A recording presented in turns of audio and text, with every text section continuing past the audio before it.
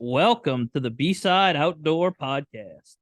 I'm your host, Frank, and today, well, if you're on YouTube or Spotify and watching on the video, you've already know this is a recorded one. I'm with the Lone Star Lady herself, Brandi. How you doing today? I'm good. How are you? I'm doing good. Went fishing this morning, didn't catch a fish. We're starting to think that I'm just going to start bringing bananas on the boat with us so I can. Oh, no. No. No bananas, no banana boat, no banana anything. If it's got banana flavoring, nope. It does not come on my boat. Yeah, well, so you're a firm believer in the no banana rule. 1000% firm believer in the no banana rule.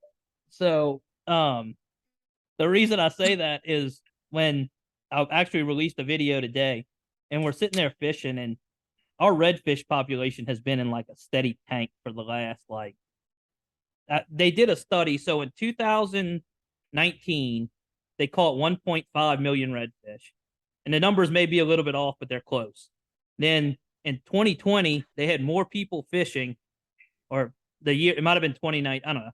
The year might have been off, but anyway, it's steadily going down. And they say like 2020, I think, went down to 785,000 redfish caught in the state. And but before that, it was like there was places I could go that I could catch a limit of redfish in 10 minutes, and you don't see that anymore. So. What's y'all's regulation out there? 5 redfish a person, and one can be over 27. So it's the slot 16 to 27, and anything 27 and over, you can keep one a day. I know y'all's is what, anything over 28, it's one a year, huh? So ours is a slot from 20 to 28. Anything over 28, you have to tag with a red drum tag, and you get that with your fishing license. Yeah, but it's one a year, right? Yeah. Yeah, we can keep one a day. So see, that's where your redfish population's going. And I mean, you go on some of the blogs and it's like, oh, there's nothing wrong with our redfish population. I'm like, are we fishing the same water? Yeah. Like it's so let's start off with you starting in the outdoors. Oh gosh. Do you want the long version or the short version? Go ahead. We can do the long version. Okay. So I have been born and raised in Texas my whole life, and I'm sorry. I love it. I wouldn't want to go anywhere else. Besides, I might go to Florida to visit or live for like 2 or 3 years and then come back because I love Texas. But my great grandfather was huge into the outdoors, and we would get up in the morning and I would sit on his lap and we'd watch the fishing report. Totally didn't realize I was in love and like with the outdoors until I was probably in my 20s. Used to fish with my grandfather, used to fish with my dad. But once my parents split, when I was about 5 or 6, I went into like a really like deep depression and was a hellion all the way through middle school and high school. And one of my friend's parents were like, hey, you should come hunt with us. I'm like, okay, cool. Like, not a big deal. And I didn't know how awesome an axis was until after I shot it. And then next thing you know, 3 or 4 years later, people are seeking after axis. I'm like, oh, that's kind of cool. So, yeah, so my first kill was an axis. It was a little spike. I was 15 years old, and I kind of got hooked on hunting then. My parents aren't big hunters, so I kind of had to go with my friends to do all of those things. My dad was more into the fishing side of things, so he would take us down to the river and teach us how to trout fish. He didn't really teach us anything about like the catfish side or the bass side or the saltwater side. I never touched saltwater until I was in my mid-20s. So that's kind of like my background with that. But my ex-boyfriend took me down to the coast and we went fishing in Port O'Connor, and I got a bite of salt water and I never looked back. I hit the ground running. I started off surf fishing. So it was me, my 2006 Ford Focus, loaded down, and if it was saltwater, I had a line in the water. So that's kind of where the love affair started. And once I saw these badass fishermen, I was like, I want to be like that one day. That is where I want to be. There are still multiple people that I look up to, because in my eyes, I'm still a nobody. I went and I went to the oldest bar. I found the oldest person in that bar and picked their brain for hours. I befriended a whole bunch of people. Nina Garrett, hands down, is one of them. She is a badass angler down in like the Aransas Pass, Rockport area, and that girl can fish. That girl has taught me how to wade fish, and the love for that. There's a couple of my buddies who introduced me to the boat side of things.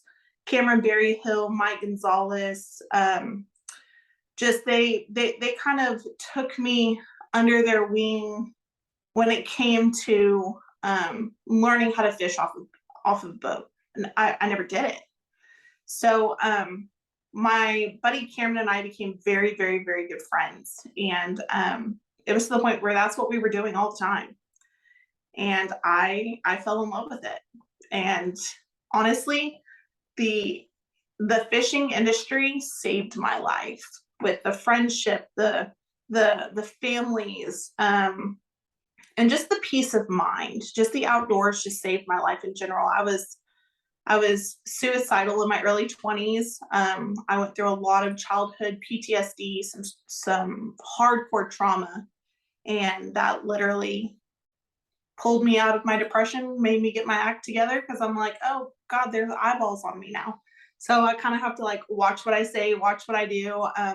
And I want to be a positive influence to the younger generation. I feel like the outdoors is a dying breed, because kids are stuck on video games and Xboxes and tablets and TVs. Like I really wish kids would put down the Xbox and pick up a tackle box.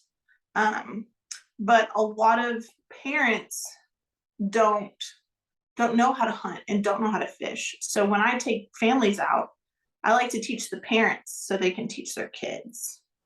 So that's kind of my story when it comes to that. But now there's still people I look up to, like Caitlin Solom out of she's out of Houston area, huh? Yeah, she's out of Galveston. I still look up to Nina. There's a guide in Rockport. Her name's Kelly Green. She's a badass angler. Like, she may not know it, but I still look up to her. Jen Merchant, I mean, she's out on the water right now. I was watching her TikTok live earlier, and I found most of these people on social media, and like, they're just amazing women, amazing anglers, and I feel like women don't want to hunt and fish because it's a male dominated thing. Yeah. And there are some women who are like, man, I really want to do that, but I feel like it's so sexualized. Girl, I agree with you. If you are a woman listening to this, I 1000% agree with you. The fishing and hunting industry has been so sexualized for so many years. It gives us actual hunters and anglers a bad rep. I'm not going to go out on an offshore boat and fish in a thong bikini. It's just not going to happen. If you do that, more power to you. That's just not my cup of tea. But I've noticed there are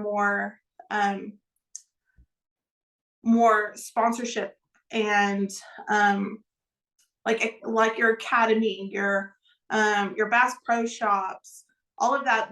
They're all sexualizing the outdoor industry for women, and that's not okay with women like me. I'm a bigger woman. It was to the point where probably within the next year and a half, there will be a plus size clothing line out for women, especially that are geared more towards the outdoors. because we're not going to fit in an extra large Magellan shirt made for women. Oh, you We're know just what's even not. worse than that? So like you're saying that about women, but like with guys, it's like they make like up to a 2X. And I'm like, I'm that Yeah, I'm that size between 2 and 3, and I got a gut. I got a beer gut. But I'm not a I mean, I'm stocky built, and it's like, and like I'll put a 2X on, and I'm like, all right, I gotta make sure the camera angle's right because I don't want people seeing the bottom of my stomach all day. And then exactly. if I put if I can find a 3X, I'll wear it because it's the tail. It's the tail length is what I need. It's not the actual size. But Yeah. I'm And, glad you and brought up social media because I am it's funny because like before I got on Instagram, before I even started B-side, even thought about starting a social media on the outdoors, I was like, I hate Instagram. I hate social media. yeah, The only reason I liked Facebook was because I could keep up with people that I really didn't like, but that I would see occasionally and be like, "Oh, I know what you're doing because you post everything on Facebook." You yeah, know? And then once I started seeing the other side of it, and like you're one of the few female fishing personalities, I guess I could say, that I can tolerate on both social media. Because even like on TikTok, there's a few of them like during hunt season I followed, and as soon as it got warm, they're flaunting themselves, and it's like, oh, go check out my spicy link, and I was like, I'm not following you for a spicy link, like, that's a whole nother thing that I could rant about, but I'm not going to. but it's like that's not why I'm following, you know. Yeah. I mean, because look, I've noticed just with fishing with my neighbor who runs Pelican Bone Outdoors, and by the way, Vinny, this is how you do a podcast. I know you're listening. You actually talk to the host instead of giving you like 6-word answers. But so we were talking about it, and started fishing with him, and he does like Vinny's an animal when it comes to fishing. This dude, fresh. I mean, if he doesn't fish 150 days a year, he doesn't fish one. Like he's always doing something. It's hunting or fishing. But I started Mhm. fishing with him, and like I started watching his tactics. So he doesn't. He hardly. I've never seen him throw a jig head. I've seen him throw jigs like with the skirts and all. I've never seen him throw a jig head. What he does, he'll take a swim bait hook like for bass fishing and throw that. And people are like, "Oh, how are you doing a swim bait hook on that?" I was like, "Dude, if you understand bass fishermen, I trust swim bait hooks and bass gear more than I trust anybody now that I've been exposed to it, because there's guys that are throwing 80-pound braid for bass, and I'm like, I don't throw 80-pound braid Noticed that. offshore." I noticed that. I went bass fishing with one of my buddies, and every time he would set the hook, it sounded like a cable. I was like, "What the hell are you throwing?" He goes, "Oh, it's 80-pound braid." I'm like, "I'm sorry, what?" Like, in the saltwater world, we're like, "That's excessive." Like, I use Yeah. 30-pound braid on redfish. It's just what I do. So all of my combos are set up 30-pound braid to a 20-pound monofilament leader. Yep. And the part of the monofilament leader is it takes a beating a little bit better than braid. You know, like fishing structure, and because that's what we fish down here. You fish, Well, that or if they have teeth or something like yeah, that, it's not going to just automatically just slice through that braid. And you can tell once that fluorocarbon gets roughened up, you can just switch it out instead of yeah, losing half your spool of braid. yeah, and that's what like I mean I've been doing that ever since, and that's another thing that fishing with my neighbor taught me. So I enjoy watching people fish and fishing with other people because they will teach you stuff, and you'll be like, and you don't You're even like, I never realize you did do that. it. Yeah. Yeah, like you never thought of it. And like I always thought when you put a leader on, because look, growing up, this is how we fish. We would fish dead shrimp on the bottom, and that's the only thing you throw. Like, the argument they had would be what color jig head to use. Like that was what the difference was. Well, once I got into spec fishing more, um, I got into spec fishing, actually sight fishing redfish. And then it takes on this whole other like, art you know, form. yeah, It's a whole art form. like, and I'm not great at it. I, like I said, the video I put out this week, we went tagging redfish, and I caught the first one, and I was like, it was a 26-inch redfish, and I was like, and I messed with Vinny the rest of the day. But like today, we went out fishing. He caught 3 bass and 1 redfish, and I didn't catch anything.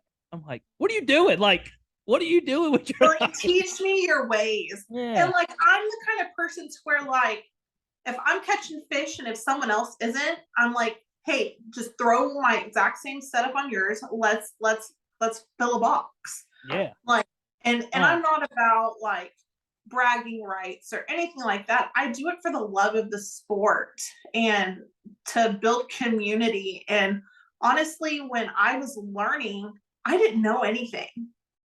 So every single trick, I've literally taken tips and tricks from each person and made them my own. Yeah. Like, because now I know what works for me. I know my casting techniques work in this weather, or I know I can throw a bait caster in this, and I know I can throw a popping cork in this, and I know that I can free line shrimp doing this. And it's just it's mastered. I wouldn't say mastered, but it's definitely helped me form my own technique when it comes to that. Yeah, I mean, and that's like I've seen it. Like, I don't know if you heard of Four Horsemen. I don't know how big of a company they are. Well, look, I I love love Four it. That's the Horsemen. only thing I'll buy. Well, hold on. So I have a video. I don't even remember the name of the video, but it's like eerily calm. And when I say eerily, like there's not even a ripple on the water. So it's like glass in this bay. Yeah, I throw my corkies. Well, so, so I'm sitting there and I got a Four Horseman. I'm barely trying to pop it just so I don't startle anything. And my buddy has this cheap H&H it's like I know popping where you're cork. going with this. I know where you're going with this. And he's popping them, catching one after the other. And I'm like, I'm like, I don't have a cheap cork. I was like, you got another one? And he's like, y'all want y'all $12 corks and y'all don't want to, y'all make fun of me. I was like, no, I just They don't are have one of them. $12 corks. They're expensive. I cannot tell you how many times I've had a line break with that cork on there. I'm like, guys, we gotta go get it. It's $12. So listen, that's another reason I go to 20-pound mono on the leaders, is because when I break off, I don't break that 30-pound braid up top. I always break the leader off, so I at least get my. Mm-hmm. And I even bought some Versamax. I don't know if you ever seen them. Mm-mm. So if I knew where they were, but I lost half of them, like not fishing or anything, just I set them down somewhere and they're gone forever now. But so what they are, they're designed to where you can wrap line around the end of it, and then you can change the depth on the fly. Because like here, sometimes you might fish one hole or one area, and you might be fishing like 8 inches. Yeah, you might be fishing 8-10 inches under the cork, and then you go to an area that's 8-9 foot deep, and you're fishing 6 feet under the cork. Yeah. What's great about that is I can change it without ever, doing anything else. So, and then all my buddies are like trying to re-rig, and I'm like, I'm fishing. Y'all have fun. Yeah. But yeah, send me the link to those corks. I want to try them out. Yeah, I will. I know they sell them on Amazon. Okay. Now, yeah, like I've had issues with my Power Pro. I don't know if you use Power Pro or not, but so I did the scientific method here. Oh gosh. Last year, I bought 3 different bait casters. So I bought 3 different types of braid. I know which one's the Power Pro because it is terrible. Like for casting, wind knots out the galore. Number one. Number two, I can tie a freaking knot. My knots are breaking at the top of my corks, and I'm like, okay, like we need to reevaluate. I don't know if I got a bad batch or what. So I pulled all the line off. I went and got it re-spooled, and it's still happening. I'm like, all right, it's time to switch it up. Now, if I buy Power Pro, I'll buy it. It's called Slick 8. Buy them. Instead of being just the 3 strands, it's 8 strands weaved together. I'll have to try that. It's designed for casting. And I originally bought it for my offshore rod because What was funny is my godfather for Christmas one year, we're huge into snapper fishing. Like, and at the time, my dad had a boat that we could do it. So me and my dad were fishing every other week. And it's funny how you talk about things evolve over time from fishing with people. For the longest, we were using big spinning rods offshore because Mhm. you could take them, drop them down real quick, you know, and even if something hit it, you just flip the bail and start reeling to set the Yeah. hook. Well, now he switched to and you can see it in my offshore video that posted earlier this year. We used them. I'm gonna say the name wrong. It's a Shimano Tinkata. Mhm. We use them offshore, and that's, I think I told you I call snapper They're fishing the nice. perch jerking. They're nice. So like we on his boat, he's got a 38-foot fountain, and Mhm. we had 12 people one day fishing and 14 the next day. I sent you the picture of all of the snappers. Yeah. So we're sitting there, and I'm like, "How do you do this?" Because I'm still using my offshore reel, my spinning reel. He's like, "Bro," he's like, "It's got a curved butt. You drop it to the bottom, and then just put it on strike." And he said, "When a snapper hits, you just reel it up." I'm like, but See, we're doing I can double see rig. where that's fun, but I like to work for my shit. I don't know why I'm weird like that. Like, I don't like using electric reels offshore. I've Like, They have one, and he's at and I can see where electric reels are handy. Like when you're fishing the canyon, that this or is like a deep drop. yeah, when you're dropping, 2,000 feet down and you lose your pogey off of the hook, it's like, damn, that's a long ways down. So we have a drill that has like an arm on it. So we just use the drill. I don't want to spend 5 grand on a reel. No, it that's what, like, why I was looking, because I got into fly fish, warm water fly fishing, because I we don't love have any trout streams around here. But so I was looking at like fly combos, and I'm like, Jesus. And somebody's like, what? I was like, there's nothing under $200 that has good yeah. reviews. And somebody's like, think about it though. How much have you spent on your reels? And I was like, I guess I got some reels that are probably $250, $300. So it's not a terrible trade, I guess. Yeah, I was looking at so I have a rod stand in my room because I'm weird like that. I don't like putting them out in the shed. They're my babies. I've spent a ton of money on them, so they're gonna sit in air conditioning with Yeah. me. But I was looking at them earlier. I'm like, that's a lot of money just sitting right there. Yeah. So we actually did you see the thing at anything from iCast this year? Like, do you follow any of that? Yeah. Did you see the rod dehumidifier that they make now? Honestly, I contemplated it, but I was like, this doesn't make sense. Yeah. An air conditioned controlled house is a dehumidifier, but um so what are your passions in the outdoors? I know we had talked that we were going to talk about that. Yeah. So my biggest passion is for the younger generation. Number one, to learn the sport. Number two, I want to get more women involved into being anglers. Or just even outdoors in general. Like, I feel like society is so based on looks and weight, and there's so much negativity in this world. And there's women out there that suffer from mental health, and just me, and that's me being one of them. I want to help them learn the tips and tricks and tools on how to start fishing.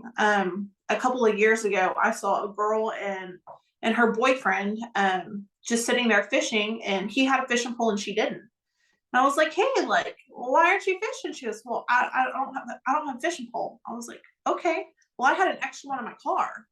So I went and grabbed it. I'm like, "Here, it's yours." She goes, "What?" I'm like, "Yeah, like, here's a fishing pole." And I'm all about, like, I'll give you my own stuff. Like, I even gave her like a little small box with a little bit of tackle in it just to get her started. She ended up adding me on social media, And she still has that rod to this day. She still fishes with that rod to this day. And I'm like, you know what? I just planted a seed in her life that she's now going to teach her kids. That's something that they can do together. That she can teach her grandchildren, and that's just planting one seed for an entire family. And it's, I mean, I would say free, but that's probably not the right word to use, because it would be a lot cheaper for me just to go to the store and buy fish at this point. Yeah. That's what. But I mean, it's to the point where I've had to weigh out, is fishing cheaper or is therapy cheaper? Yeah. That's been kind of like my thing. And honestly, fishing has, like, it's to the point where I don't even have to put a line in the water. Like, just being outside has done numbers on just my mental health, my soul. That's where I spend my time with God. Like, it was to the point where, I mean, I left my home church because I got tired of the hypocrisy. And I was like, you know what? I feel more at peace, and I feel more connected with God outdoors than I do in a church. And Yeah. I'm sure a lot of people can agree with me on that. I just feel like if you're, how do I put this? Sometimes when you're in a group of people at church, you're like, oh, your life is so awesome, and then you go home, next thing you know, the wife's beating up on the husband or something like that. I don't know. I feel like a lot of people put on a fake face in church, and I was not about that. Yeah. So You say that, and the religion that I grew up in, I would never disown it, because I understand the religion. I went to school, for 9 years, 10 years with it.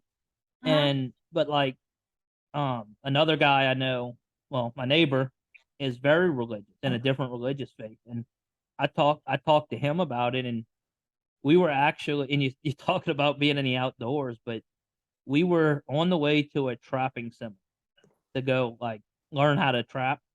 And he's like, man, and we had this conversation. It was like a 4-hour drive.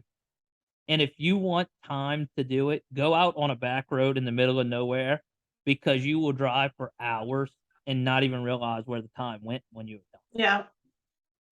But so, yeah, it's definitely, I love being out there. It's, you see things that nobody else have seen. I guarantee, Yep. like we went teal hunting, which I don't know how y'all ducks are right now, but we don't have any in a row down here. They're thick right now, especially in rice fields. If you're in Texas, rice fields in Texas, Well, teal are there. it's funny that you say that, because I was talking to guys that are like along the Mississippi River, they're thick. At the mouth of the river, they're thick. We went the other day and saw 3 birds. The following day, I went to another place and we shot 11 gallinoo in the day. And I was like, but this is getting like we didn't even see a teal. And one of the dudes is like, man, I came to shoot teal. And I was like, them gallinoo eat. Like, I'm not too proud. I mean, see, and I love how you specified. You're like, it'll eat. Here's my thing, like, and I'm gonna resort back to fishing, but speckled trout and sand trout, it's the same thing. One has dots on it, the other one doesn't. They both eat the same. yeah, I mean, the best thing that somebody has ever told me to do, because a white trout will turn mushy. We call them white trout. We don't call it, but it'll turn mushy sometimes if you leave it too long. But he said what you do is, if you immediately gut the fish, he said it'll eat just like a speckled trout. You can't tell the difference. Yep. And like, look, I know y'all limits are different than ours. We get, at 12 inches, we get 25 speckled trout, which it's about to go down to 15 at Y'all get how many? 25. We get 3. 3 speckled trout? 17 to 23 with a limit of 3. So, what I'm going to say about this is, I have family members that work all around the country, and one of them's a hardcore fisherman. So he's like, they were in Anahuac, Texas for like 2 years. Mhm. And he was like, I'm going fishing. I'm buying an out-of-state fishing license. And he said, at the time, I think it was 5. Did it just recently go down to 3? Yeah, so the past couple of years we had a really bad freeze, and it wiped out a lot of our trout population. And like the first 6 to 8 months, it came back pretty thick. But CCA and Texas Parks and Wildlife still cut back on the regulation. So and I guess here's my big thing, because a lot of people can agree and disagree with this. So our slot was 15 to 25. You could keep one over 25. Now it's 17 to 23. Limit of 3. You cannot keep one oversized. But 17 to 23, those are your breeders. So, have you seen there's a thing, it's called Release Over 20. Mm-mm. They're on Instagram and all, but it's a group that basically says at 20 inches, that's the trout that are producing over 1 million eggs. That's the ones you like. So okay. I know if anybody follows my Instagram and Facebook at all, I had a nice trout on a picture I took. It was 18 and a half, 19 inches. It was 2.3 pounds. I just want to say I'm done with this, and we're opening this now. Awesome. I've been drinking Crown the whole time, so. Yeah, because you made fun of me earlier. But so I was like, yeah, I was like, I really just want to tag this one and put it back in the water. And my grandpa's like, you are fishing a tournament. Throw it in the ice chest. And I'm like, but it's so nice. Like, it's such like, I didn't have experience with big trout.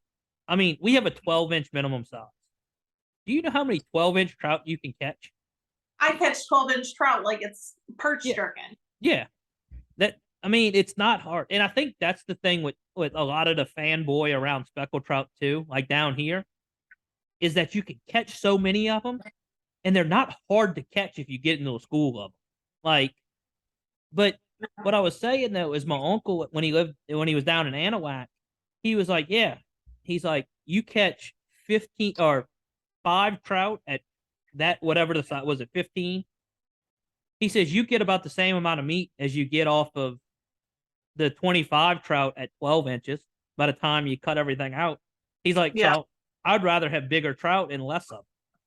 And I have a strong opinion, and I would like to speak to more guides, because a lot of them get angry with me when I say, what you got? All right. So this is in Louisiana. Your red snapper quotas are based on commercial and recreational catch, which they still fall under the recreational side, but I don't know very many people that can go out and, first of all, catch a limit of speckled trout.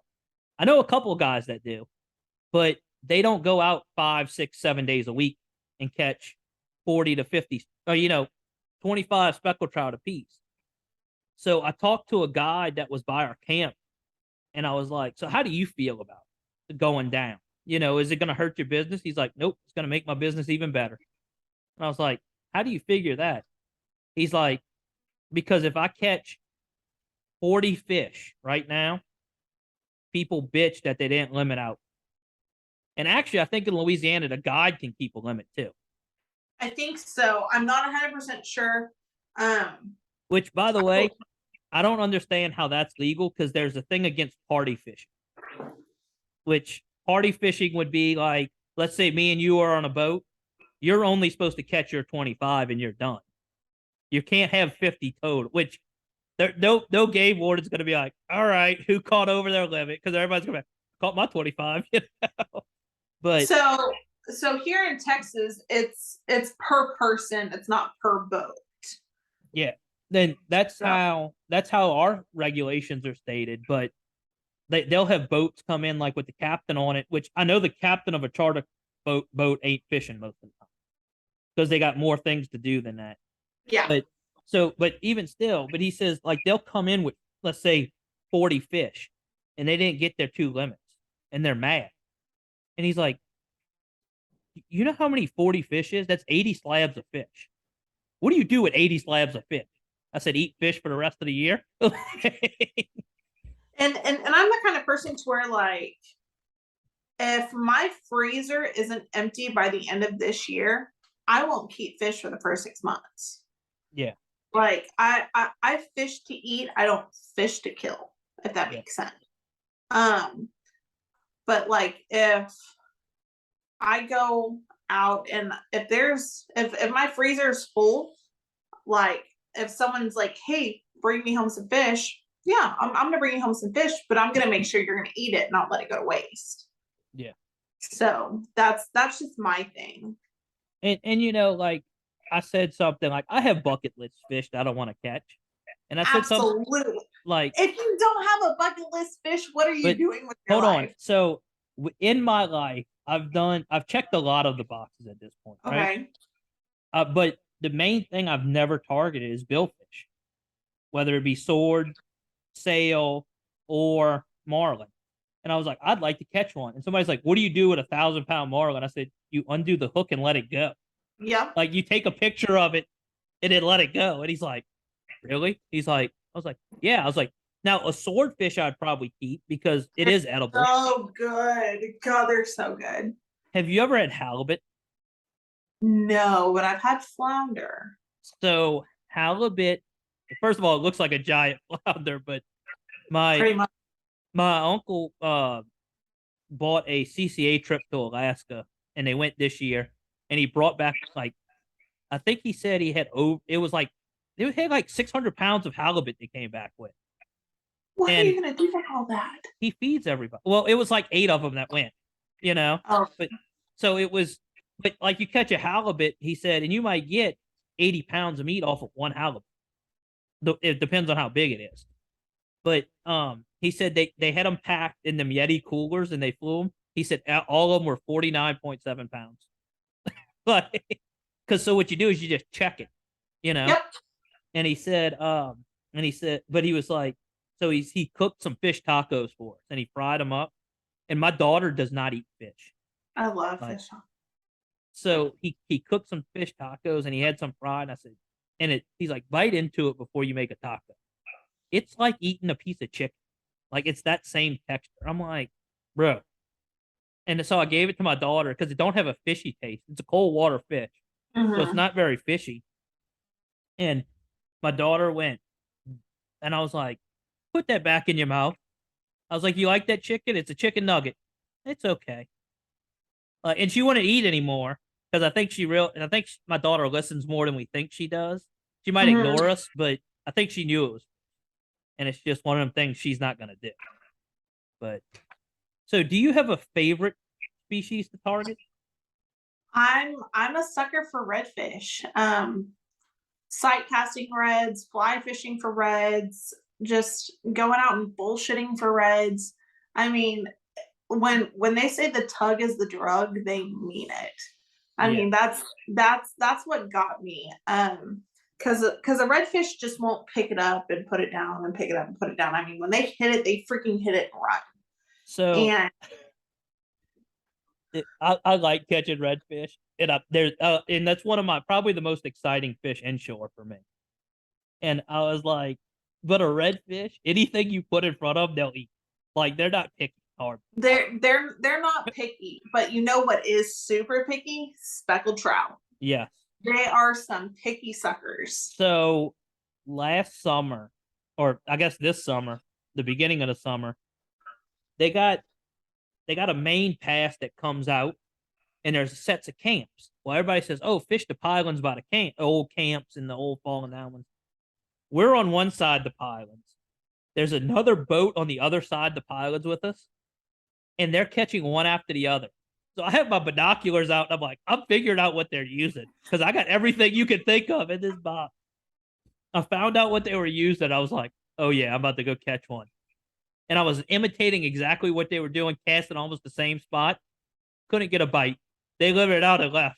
I was like, that's frustrating. Like, it doesn't matter if you're soaking croaker. It doesn't matter if you're free lining live shrimp. It doesn't matter if you have artificial, like if they don't want it, they're not going to touch it. Yeah. And what's crazy is I hardly ever fish live bait anymore because our hardhead population down here, if like a shrimp, you throw a live shrimp out there, they eat it. I'm like, I ain't ever caught a hardhead on a live shrimp, and then like in the last 2-3 years, I caught about a 6 pound one on a matrix shad the other day, and I was like, what is going on here? I'm ready to quit I have caught more hardhead on artificial than I have live bait. Tell me how that works. That's a special skill right there. That is, because normally they don't normally they don't want anything to do with plastic. But so do you have a favorite technique for targeting redfish, or is it just anything? Well, I'm the kind of person to where like I like to do my research. There's a fishing report that a bait stand in Corpus Christi does, and the bait stand is called Causeway, and there's two guys, and they're hilarious. Like, but they teach you how to read the weather. They teach you how to read the barometric pressure, the salinity in the water, and that kind of helps you target what you want to target. And that helps me, number one, because I'm 3 hours away from the coast. I drive to the coast whenever I can. But for someone who doesn't live down there full time, I cannot tell you how much that helps. Along with what the weather's going to do, what the tide shift is going to do. And that all determines on, number one, what you're going to throw, where you're going to go, how deep you're going to go.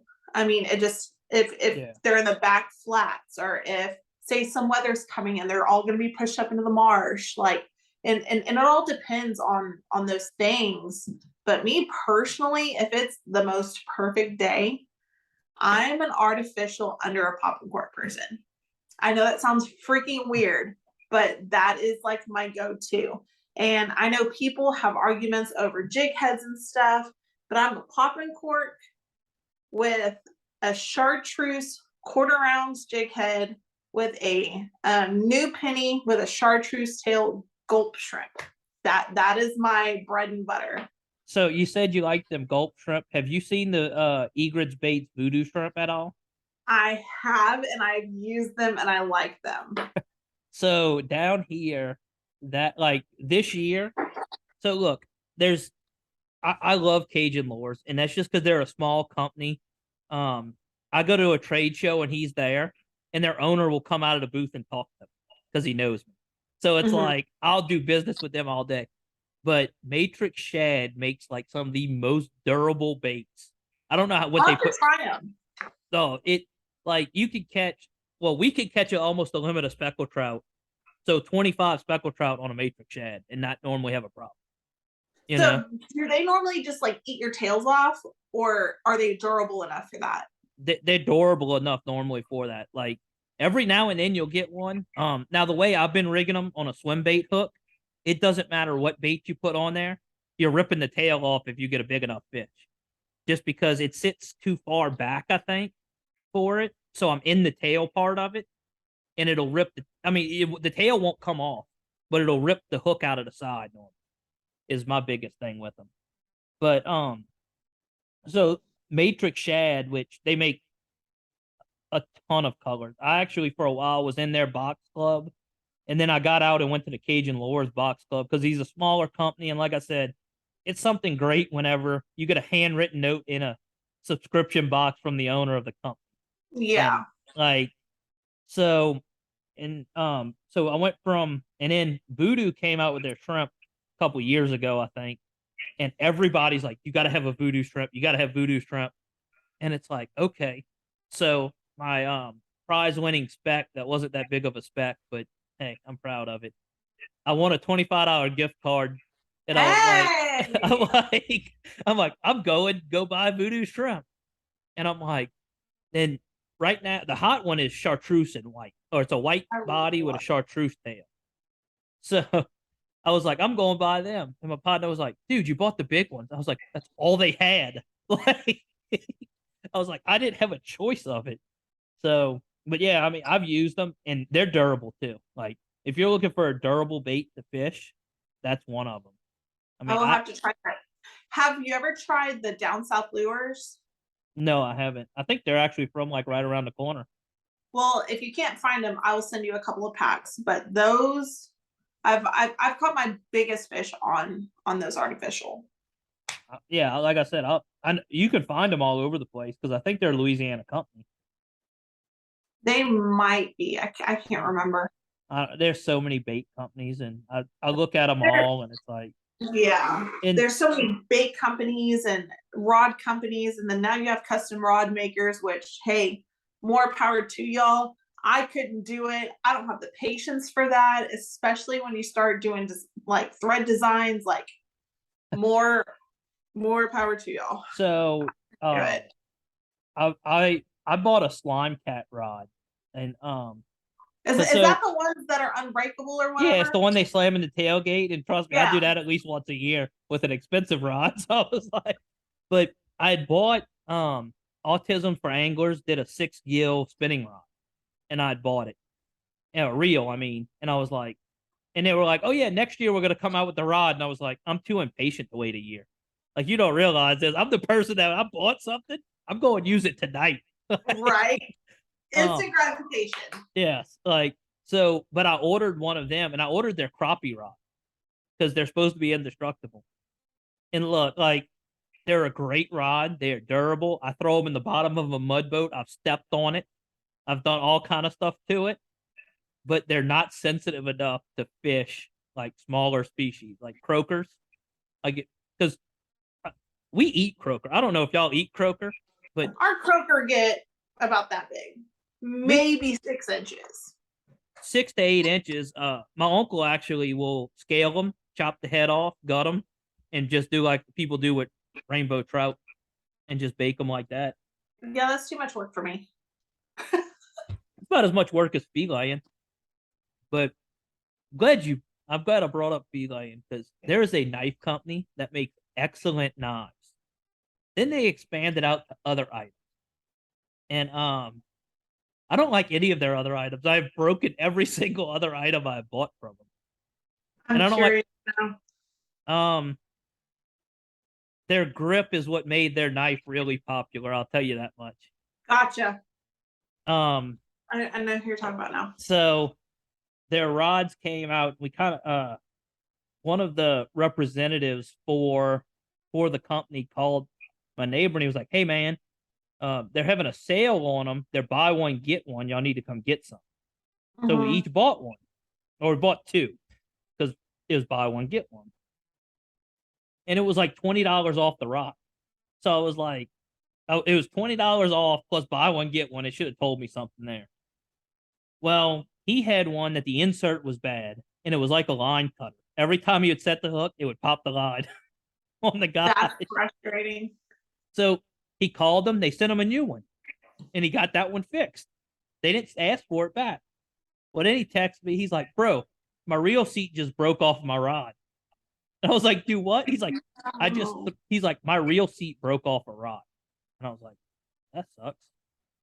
Well, so I'm sitting there, and I'm at my camp with one of my uncles, and he's like, "How do you like that rod?" And I was like, "I don't know." I was like, "I've never caught a fish on it. I just ain't had an opportunity yet." As I make the next cast, my reel seat comes off, and I sling like $100 reel into the water, and I'm like, I'm like, and it's a it's a freshwater bait caster. I'm in salt water. I'm like, and so I start pulling it, and I'm like, and he's like, "What?" I was like, "I got like 250 yards of braid on here. I gotta now pull it up all the way to the end." So That's hard. and then so I bought a pair of pliers from them because, like I said, I like the grip. They got a warranty on their pliers. It's like a 1 year warranty. I warranted them the first time I took them out. I still use them because they don't want them back. Like, they're still usable, but like the pliers should be like this. Mine are like that. And they're like, I've had a couple of pair do that. They're like, "What did you do to it?" I was like, "I unhooked the snapper." I was like, and then my godfather had one that it was a cheaper pair. It was cheaper than the pair I had. He had a Uh-huh. shark do a death roll with it, and like in the you know the cord they put on all of them, it's like stretched out, like hanging down to his ankles. And I'm like, and his pair is perfectly fine. Yeah. So yeah, they're I mean, definitely I've had some of their stuff, and I've had success with some of their stuff, but other things that I've purchased from them have not lasted yeah through the durability that they've promised. yeah they're like I said, and for the longest I love like their knives to this day. If I need a fillet knife, I'm spending the money on it. Mhm. But I mean, I have their electric fillet knife, the battery Mhm. powered one, and that is the Yep, I have it greatest too. investment I have ever paid for. Yep, especially when it comes with like the 4 different like Yeah. knife setting. So like that when we had them 175 trout we had to clean on 4th of July weekend, there Those was come in handy. oh there was 8 grown men cleaning snapper and trout, and I don't think we changed any batteries out. So They like, last yeah, forever. I was like, there's no way this battery's gonna last. My uncle looked at me, he's like, is this battery good on your knife? And I was like, I don't know, use it till it stops. He's like, well, I was like, I've charged it one time. I just want to see how long. Right? Like I'm thinking, like I don't know, but all right, let's see. So I don't know how y'all are in South Texas. You're in the southern part of the state, huh? Yeah. So are y'all like us that y'all seasons change and it's like, oh, that's a cool breeze, that's nice, or is it? Do y'all actually get a Um, seasonal change? so ours goes from like super ice cold in January and February. March will get like a fake spring, and then it'll get cold again. And then April, May, it'll get blistering hot. And we'll be blistering hot till about now, so September. And then we'll have like a fake fall, and it'll get blistering hot again. And then once December hits, it'll cool off. Yeah. Well, the reason I'm asking is because here, like, our temperatures vary from like, well, in the summertime, we're in like the low or 90s to 100-degree range, and then Mm-hmm. our winter times like a crisp 65. Yeah, and like I mentioned earlier, like we've had a couple of those bad freezes the past couple of years, and like we're in South Texas, we're not supposed to get snow. We've had snow the past 2 years in February. So normally we get those big ice storms and stuff, but that's normally when our big like oversized black drum come in, is when the weather's cold, it turns the water, it gets super nasty. That and then flounder. Flounder are amazing during that time of year. But normally your trout and your redfish start coming in about April, and then we're about to hit red October. Yeah. For people who don't know what red October is when your redfish, especially your bulls, will start running through those channels offshore. And they'll come back about April. Yeah. Do you kayak fish at all? No, I don't. I'm actually in the process of looking at a kayak. So if anyone's listening to this that wants to get rid of a kayak with a pedal drive, let your girl know. But I definitely want Yeah. to get into that. I'm having bariatric surgery the 1st of November. So that is something I want to do to help with like maintain my weight loss and all of that stuff. So yeah, that's definitely something I want to get into. If y'all are in the Texas area, and hell, I'm willing to learn from you guys. So teach So me all the things. I bought a used Hobie, and I it want to. uh, it's the way to go. Like I have stepped off of this kayak in every way possible in the last like year and a half that I had it. And somebody's like, "What do you mean?" I was like, "Okay, I want you to step on the very front of your kayak to step off of it." And somebody's like, "Well, that's stupid." I was like, "Not in a Hobie, it's not." I've watched guys do it, and I weigh like, okay, my weight fluctuates in that like 280 to, range. So I'm a bigger guy, and I stand up in mine and fish all the time. But And I think that's been my biggest fear learning how to kayak fish is because I'm such a top heavy person. For those of you who don't know, I'm 5'10", every bit of 280. So I'm a bigger girl, and yeah, that's one of my main concerns is like I want to stand up and fish. I want to be able to have the stamina to go out and kayak fish. Do I want to get a trolling motor for it? Do I want to just stick to pedal drive? And I've come to the conclusion I just want to stick to the pedal drive for now. Okay. So let me explain why I asked about the kayak fishing. So, we host they have the largest kayak fishing redfish tournament, like just south of here, and You've piqued my interest. it's called the Running of the Reds or Riding the Bull. Riding the Bull is the name of it, and we were talking about it, and somebody was like, "Man, you know how crazy that would be?" I was like, and before I got into kayak fishing, I'd be like, "Oh, that's stupid. I don't want to catch a redfish." Now that I got into it, I'm like, I want to catch a 60-inch redfish and ride it around all day. See, I think my biggest goal with a kayak, and I know this sounds absolutely extra, but I'm just extra. I want to catch a tarpon off of a kayak. So I would love to go after pelagic species in a kayak because I've watched videos of it, and I talked to my neighbor, and my neighbor's like, "I'm not going offshore, so you're on your own." I mean, I'll go offshore with you. I'm not scared. I mean, I used to be petrified of the ocean. Everyone has seen Jaws, and I think that is the worst movie to come out. I might be biased because it instilled so much fear into people. Yeah. And honestly, sharks and all of that, they're more scared of you than you are them. Like, and which is crazy unless you're pulling around a bait bucket and a stringer of fish, then they get a little hungry. Yeah, I mean, they're just doing what sharks do at that point. But yeah, but like the reason I say go with Hobie is like where we fish, we have a ton of grass. Well, with a standard pedal drive that has the propeller, you get in grass, it gets bound up, you got to pull the drive out and fix it. The Hobie has them two fins that do this. And like I ran over, I don't know if y'all have water lilies down there. They're I think they're I don't know. I don't know the technical name for them. We have grass, oysters, and sand and mud. Okay, yeah. That's what we got. Where I fish at, I'm like right on where the salt line. Okay. So we have bass and redfish and speckled trout on the same canal sometimes.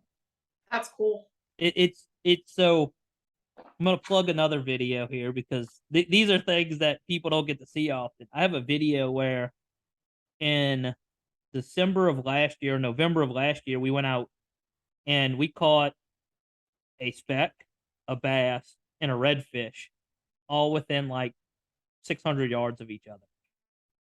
And I mean, we caught a speckled trout further into the canal than the bass. Like, so. And those saltwater hybrid fish have always intrigued me, like bull sharks, how they go up into the rivers to spawn and come back. Like that absolutely just baffles me. Well, don't Texas stock some of their ponds with redfish, like freshwater ponds with redfish? So we have a lake here in Texas, and they're freshwater redfish. I've never fished it personally. I wouldn't eat a freshwater redfish. From my understanding, the lake that we have here, and they're all oversized reds, so they're all wormy and just nothing that I want to put in my body. Yeah, that's what everybody's like. If really over 27 inches of a redfish, you know what I like to do? In the water. You know? Like, picture in the water. At that point, it's just like they're tough. They're terrible on the eye. You want to screw up a good fillet knife, go clean about 4 or 5 of big bull reds. Like they're Yep. just done when you're there. But and so when you go fishing, what type of snacks do you bring? Because that seems to be Okay, so y'all are gonna laugh at me because I'm totally like a basic white girl when it comes to this. I love a good charcuterie board. I know I said that really bad, but that's what I do. I have an old tackle box that I've cleaned out, and I like put my little snacks, my little meat and cheese and crackers, and I'm not an olive fan, so I won't take olives, but yeah. But my like, so I don't know if you have like the same ritual that I do, but I have a ritual. I wake up in the morning, I go to the gas station, I get me one of these bad boys, a little Celsius, never heard of that. and I grab an iced honey bun. That's my game day ritual. If they are out of iced honey buns, my second is a chocolate donut. So this is how my day goes. I grab the biggest Red Bull I could find normally. My beagle's going off. Sorry, I was like, Uh, who's here? so I grab the biggest Red Bull I can find. And if the gas station has pizza, that's my breakfast. I'm telling you, breakfast pizza is amazing. No. I'm just not really talking sad about that breakfast pizza. I'm talking Just about like regular like pizza. pepperoni. Yeah. Whatever they have. It's So such a bad thing that we got back. So where I currently live is like an hour and a half from where I grew up, but by boat it's like 25 minutes, right? Well, where we duck hunt at is kind of in between there, and there's a racetrack, and we stopped there the other morning after teal hunting, and my neighbor was like, I said, "You want anything?" He's like, "No, I'm good." He's like, "But I guess you go and get Pizza Hut." I was like, like that's what I'm going to do. Um, but yeah, I mean, and you said no bananas on the boat. I don't. You know what else I can't stand if somebody brings on a boat, and I'm all for it, but I'll put it on before I get on the boat. Spray sunscreen. sunscreen. Spray sunscreen. That'll ruin a deck of a boat. And, like, I've been fishing with a couple of people, and they think regardless if they go to the front of the boat, they're not getting sunscreen on anything. But if the boat is coming from the bow to the stern, like you're gonna like drench the entire deck yeah. with all of it. And I'm just like, please no, please don't. Yeah, but I can't tell you how many times I've busted my butt on sunscreen on a deck. Yeah, it's brutal. Like Yeah. when my dad had his boat, like I would put it on and he's like, "All right, leave it in the truck." Because I can't stand rubbing sunscreen on me. I would rather burn and be a crispy critter the rest of the day than put sunscreen, like regular sunscreen on. See, I'm the worst, and my mom yells at me all the time, all the freaking time. My mom is a huge skincare nut, and she's like, "Brandi, you're about to turn 30. Like, you need to start wearing your sunscreen. You're gonna get wrinkles." I'm like, "Whatever, mom. It's just sunscreen." I will go out and be as red as your shirt coming in, regardless if it's inshore, offshore, whatever. I will be so red. Yeah. And my mom's like, "You Now, need to start wearing sunscreen." now look, I'm a big proponent of performance shirts. Like yes. I'm a big proponent of performance shirts, performance pants, neck gaiters, and the performance shirt that I love, and I think like if you've ever watched any of my fishing videos, you've at least seen it because it's that fishy AF shirt that I wear in all of them, and it's got the hood on it and all. And I Those just are the best, and they're like SPF 80 or something like yeah, that. They're well, ridiculous awesome. so and then I got a new one that actually has the neck gaiter built in, and I'm like, score. I've seen those, but yeah, like I'm all about wearing like it'll be 120 degrees outside, and I'm in a performance shirt. Yeah, That's just how I am. That's where I'm most comfortable. But sometimes when I get hot, I'll take my shirt off on the boat, dip it in the water, and put it back on. Like, I don't think people understand how important it is. Number one, to stay hydrated.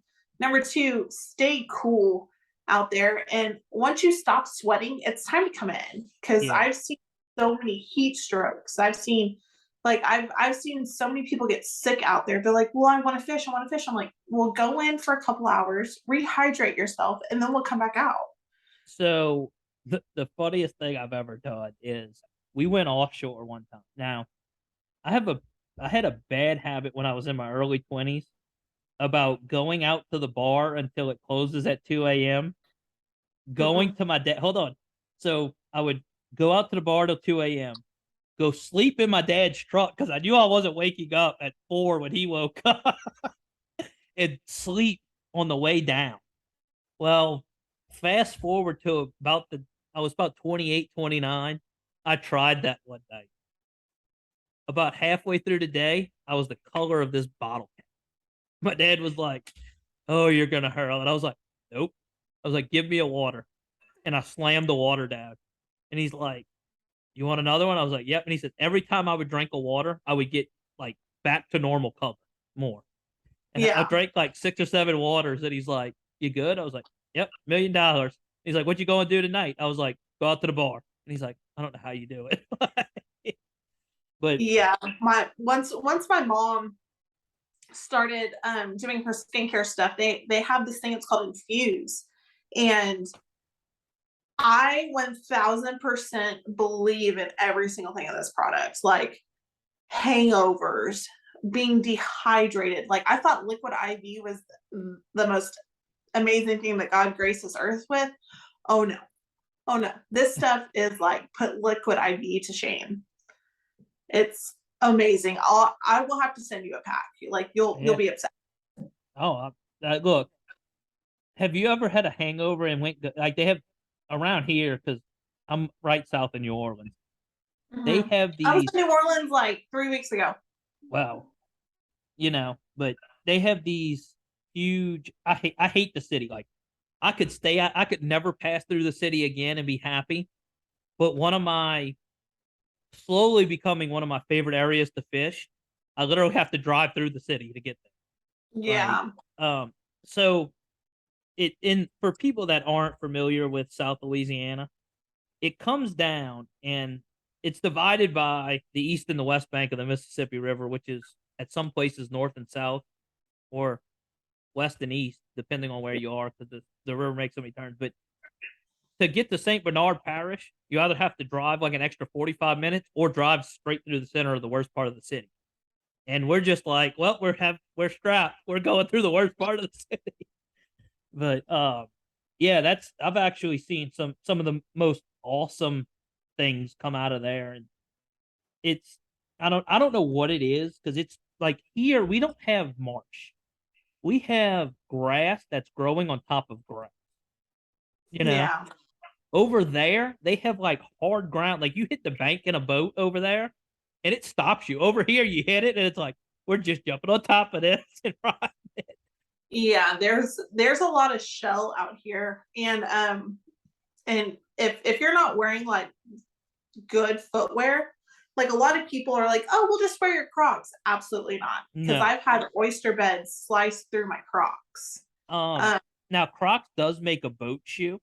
It looks like a normal Croc yes, they with do. with the like a rubber bottom. I had a pair Mhm. of them. The problem is I hurt myself more with them than I did a normal pair, because with a normal pair you expect to slip and bust your ass on the boat. There's like no two ways about it. With them you would stop, but your foot wouldn't stop. So Yeah. like your foot would slide as the Croc stopped, and I would just like tumble set into the boat. Um, Yeah. up up until I bought a pair of Grundens. I don't know if you ever heard of them. Mm-mm. Uh, Um, they're they're outside because I got my feet wet today. But they're deck boots. So they're similar to Extra Tough, but Okay. they're I think they're more comfortable and they're a better made boot. But until I bought them, I just went barefoot because I knew when my foot would slip. And we don't wade fish here because no telling what's in the water. Like, That's about how South Texas is. Our gator population has tripled in the past like 5 or 6 years.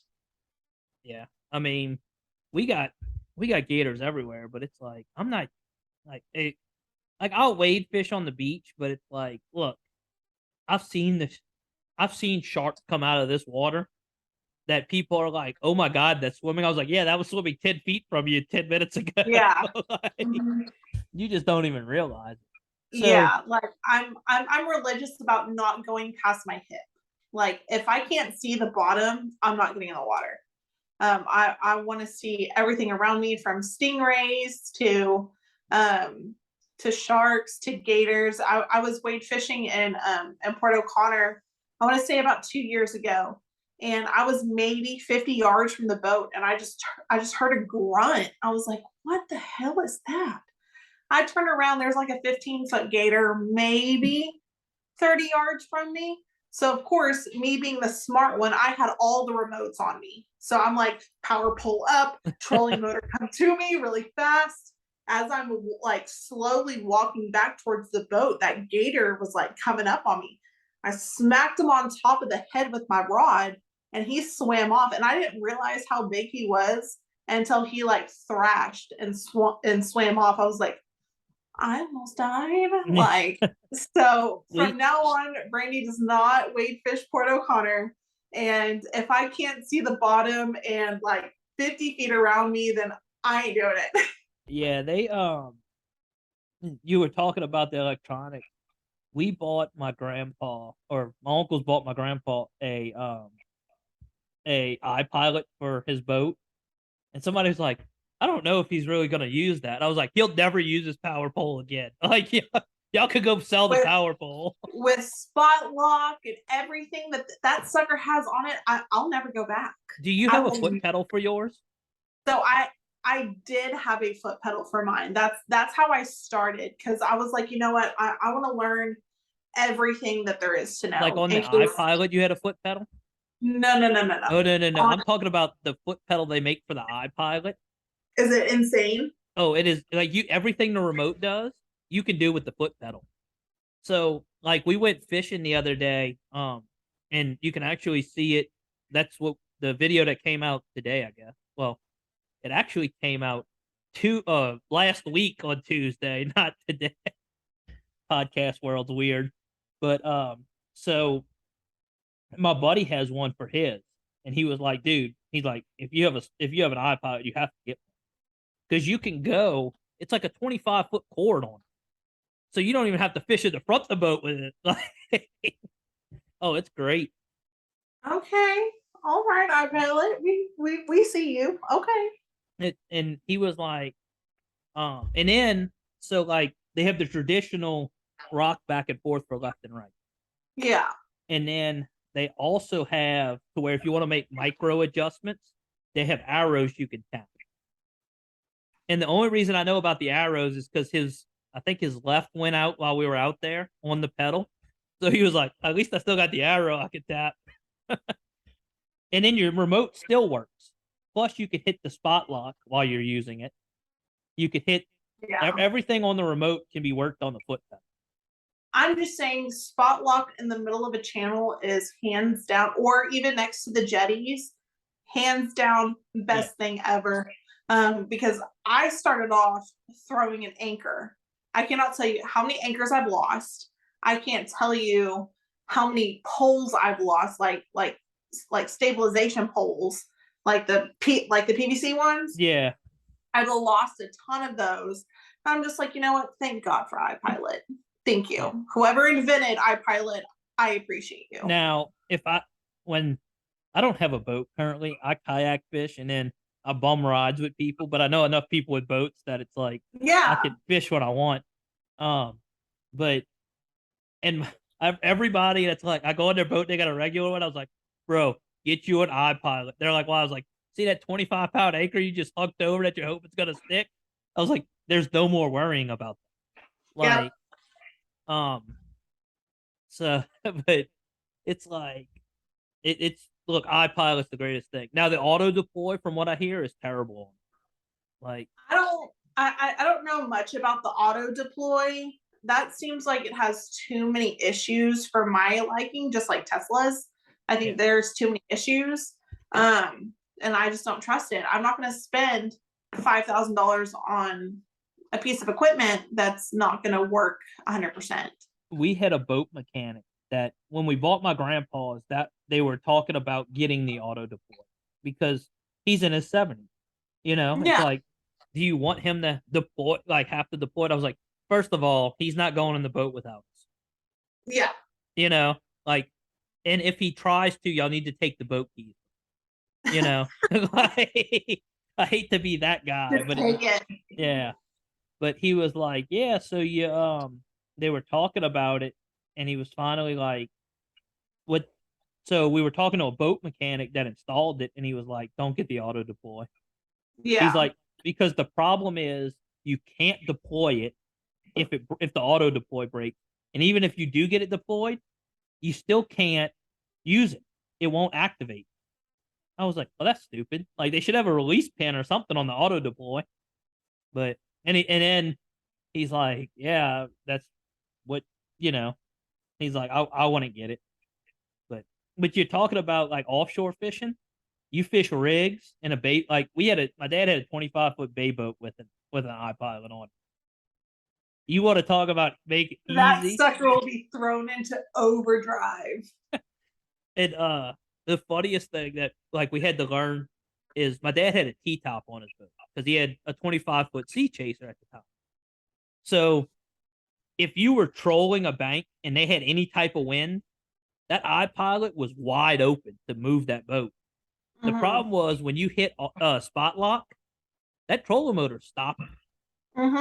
It's gonna spin around and put full reverse that it was just going forward.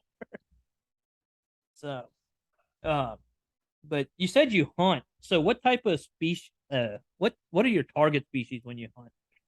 So I'm a huge whitetail person. I've been hunting whitetail since, gosh, I was 15. Ever since I took my first axis. I kind of dove into that world for a little while because I didn't have the means or the transportation or anything like that to get out of the coast. So my parents are on 12 acres. So I was like, you know what? I'm just going to try. So my dad ended up getting a lease, and I was really big into pig hunting for a little while. We have an abundance of those, and I was like, you know what? I want to make a little extra money. It was $15 a tail, so I just started popping them off, and that was definitely was that fun. the landowner paying $15 a tail or the state? The state. Huh. Yeah. I could make so. Yeah. So did that for about 7 years, and then that's when I kind of got introduced to saltwater. And hunting's definitely been put on the back burner for a while, and then I just recently got a bow. So I want to learn the bow aspects of hunting. I feel like it's more of a challenge. I definitely love to dove hunt. I've been dove hunting since I can remember. I'm not very good at it. I will tell you that much. You said duck or dove? Dove. It sounded like you said duck, but Dove. DOVE, like the morning dove. I'm not very good at it, but it's still fun. We would go out and put the RV up and camp out there for the weekend, and it would just be all of us. Y'all hit differently in Texas. like we're very nonchalant when it comes to hunting. But yeah, so we talked about archery hunting on one of the earlier podcasts, and I was like, my buddy was like, yeah, I like the archery hunt. I was like, it extends my season by 2 months. Like that's the way I look at it. So I got a bow back for Christmas last year. It's still in the box. Like I know nothing about it. So I'm just like, well, you're just gonna stay there until I learn. I just haven't had the time or the chance to. And, you know, but what I tell everybody, if you want to get into bow hunting early on, like, or even a first time hunter, the best thing to do is buy a crossbow. And people argue with it, but my crossbow, I won't take a shot if I don't feel comfortable with my bow. So I'm making the same 40-yard shot with my crossbow or my bow. The difference is I don't have to pick up that crossbow except once a year to see if it's still sighted in. Yeah. You know, it's like hunting a rifle. Like, you know, I could shoot 100 yards with my crossbow and put it into a 3-inch group. Would I ever shoot 100 yards with my crossbow at a deer? No. But it's a cool feat whenever you're out there with a bunch of people and you be like, watch this, you know. See that target way out there that y'all can't even see? And I zoom my scope in and hit it. But I won't take over a 60-yard shot with my crossbow. Yeah. And that's just because, and I can go up to 80. I think it's 80 yards is my drop compensator that I know it's on at. So I'm like, you know, my dad shot 3 or 4 with the same exact crossbow, and he said, like, he says, dude, it's like shooting a rifle. It's easy. He's like, there's no work to it. Yeah. But that's what I said. My biggest thing is archery hunting. If you don't practice like at least once a week religiously, yes, like people that bow hunt are a different breed of people that are like dedicated to it, because that's too much work. I don't have the time. I got a dog last November that I was gonna make into a duck dog, and at the time she didn't have any drop. Like, you would throw something and she'd be like, eh. and lay down. And I'm like, well, I'm not, you don't have the drive to do it. I'm not gonna do it. Well, now that she's showing drive, I don't have the time to do it. Hey, wake up, you. Stop making noise. Speaking of my dog, she's whining in her sleep. But yeah, like, I don't have the time to dedicate, like this week. This week, I'll record 4 podcasts. Now, it'll be the next month of podcasts, but it's 4 podcasts. I have edited 2 videos.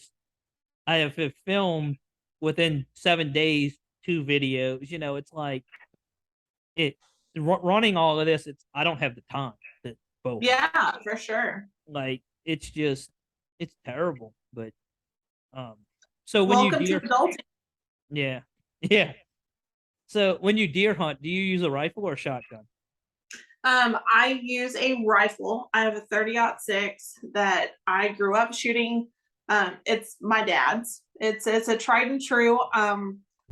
Honestly, I think I've taken 3 or 4 does in the past 3 or 4 years just to put meat in the freezer.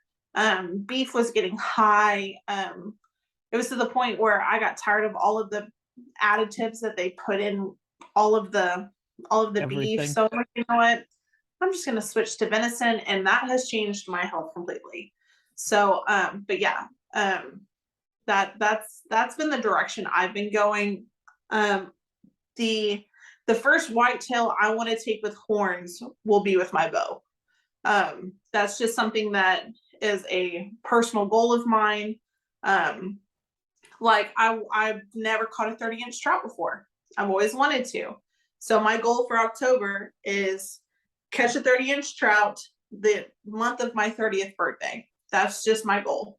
So there's just been small goals that I've been slowly hitting. And that's definitely one of them. I want to consistently take doe with a rifle until I get comfortable with my bow, and then I'll be able to be like, you know what? I did this. Yeah. I mean, so I started deer hunting at, I don't know, I guarantee I was probably 7 or 8 years old the first time I sat on a I stand. wish I had that. No, you don't. Like, for the longest, like, so from like 7 to 15, I hated deer hunting. Like, it was one of them things, like, it was cold, I was tired, my dad made me do it. Yeah.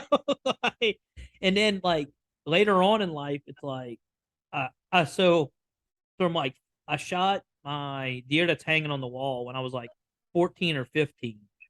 And after I shot that deer, which I think I told that story in the first podcast, is like, after that, it was an obsession.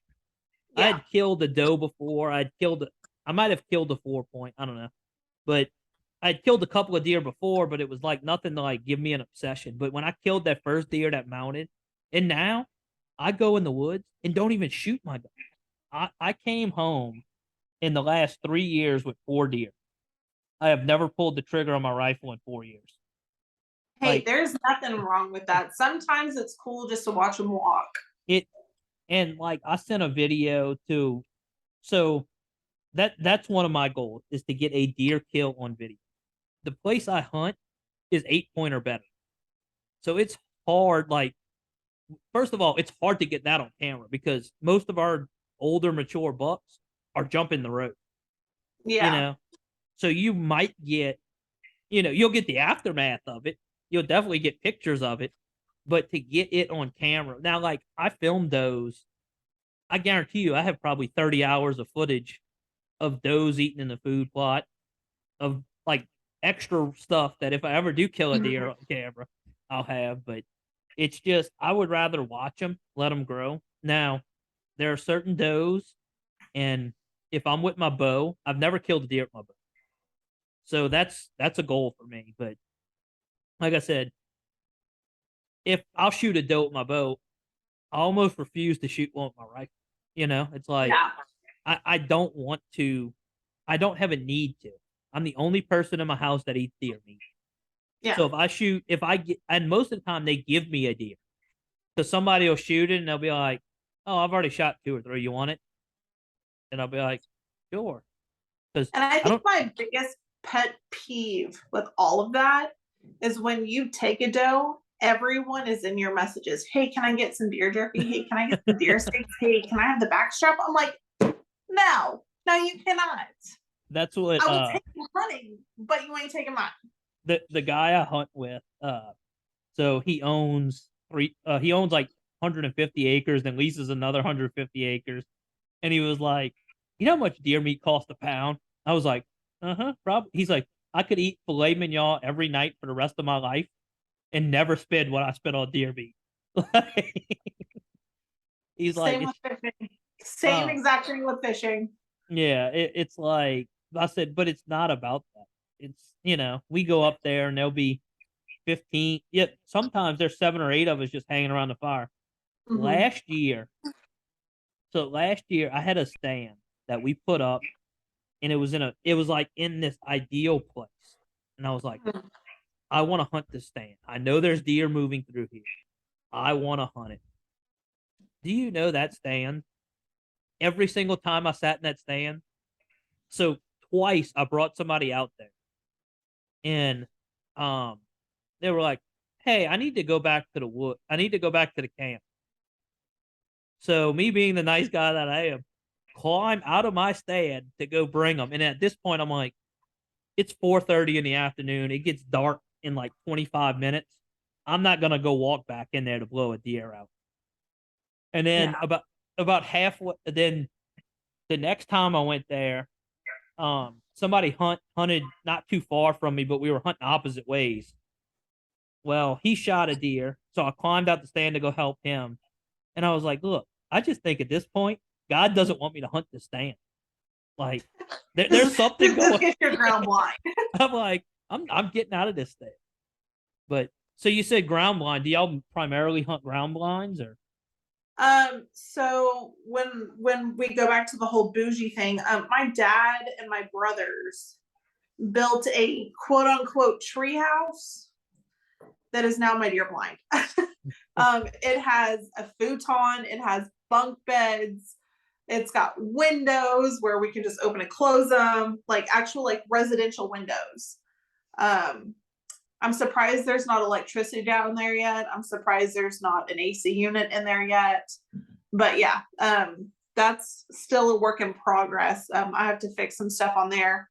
But my dad was like all about, hey, we need to start deer hunting, blah, blah, blah, blah, blah. I'm like, well, once y'all start showing initiative, like I'm more than happy to.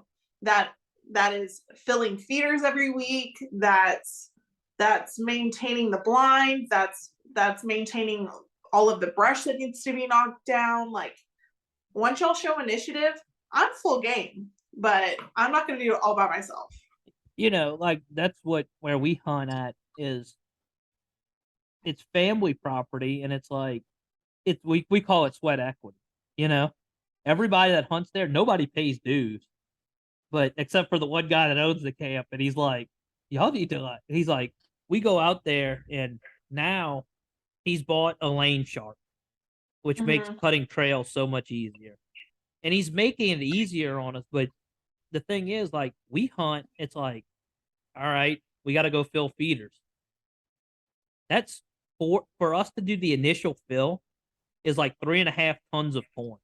Yeah. And somebody's And like, I was like, corn's not cheap. no, oh, it's when I first started hunting over there, it was $3.50 a bag. It's Yeah, now seven it's like dollars a bag. $7, $8 a bag now. Yeah, it's at the co-op buying in bulk is like $7 a bag. I'm like, That's insane. it's but that's what, like, so we're sitting there and we're slinging corn, and somebody was like, man, how do y'all do that all day? I was like, you just keep going.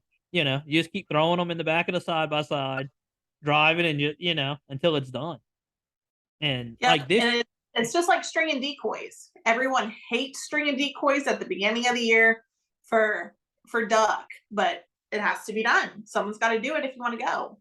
well, see, what y'all need to realize, they got this thing, they call it a Texas rig, so I'm surprised y'all don't know about it. It's a monofilament line with a weight on it and a giant swivel. You put that on your decoys, and you never have to worry about them again. Yeah, but I mean, sometimes they get tangled up, so Yeah. you gotta. So yeah, my ex boyfriend was a huge waterfowl hunter. So how our quality time was, he would sit there repaint decoys, and I would untangle everything. That was our quality time. Yeah, that's now with the Texas rig, I seen something that I would have never thought of. But like I said, going back, when you hunt with different people, you start seeing it. He would take the decoys, make them all the same height, and tie an overhand knot in all of the strings right above the decoy. I was like, and I'm looking at it, I was like, because when you untie them, none of them are tangled anymore. I'm gonna start using that. Oh, it's day and night different. Like, dang, I didn't know that. But um, so you hunt private land, huh, in Texas? Yeah. Y'all don't have much public land though, like the rest. We don't have very much public land. There's more public duck land than anything, but you have to get your public duck stamp. Yeah, Um, we had so Louisiana just changed their laws, and I know anybody that listens to the podcast often knows that this is something that we have been harping on and complaining about. So, as a hunter, I've been having to buy a WMA use permit basically ever since I could hunt. I have a lifetime license. It's covered in mine. I don't care. But they changed the law this year that anybody on a WMA has to have it. So everybody's like freaking out, and the price went up. So it went from like $15 to $20. And I understand it, but everybody's like, "Ooh, you mean I got to do it?" I was like, "Yeah, you also have to do a check-in and check out now." Because before it was just hunters had to do it, and that was yeah, just so they knew.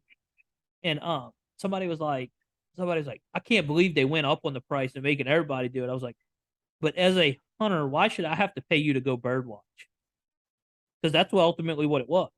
People would go in there and hike, bird watch, and do everything, and everybody was like, "Oh well, I didn't think about it that way." I was like, "Yeah." I was like, "Now the price hike, I don't understand that, because now you know how much more money they're generating with just making everybody do it." But yeah. um, I'd have been like, well, you can sit and bird watch me blast out of the sky. yeah, I mean, look, I'm not ashamed to say, if a bird's coming into my spread, it's landing before I pull the trigger.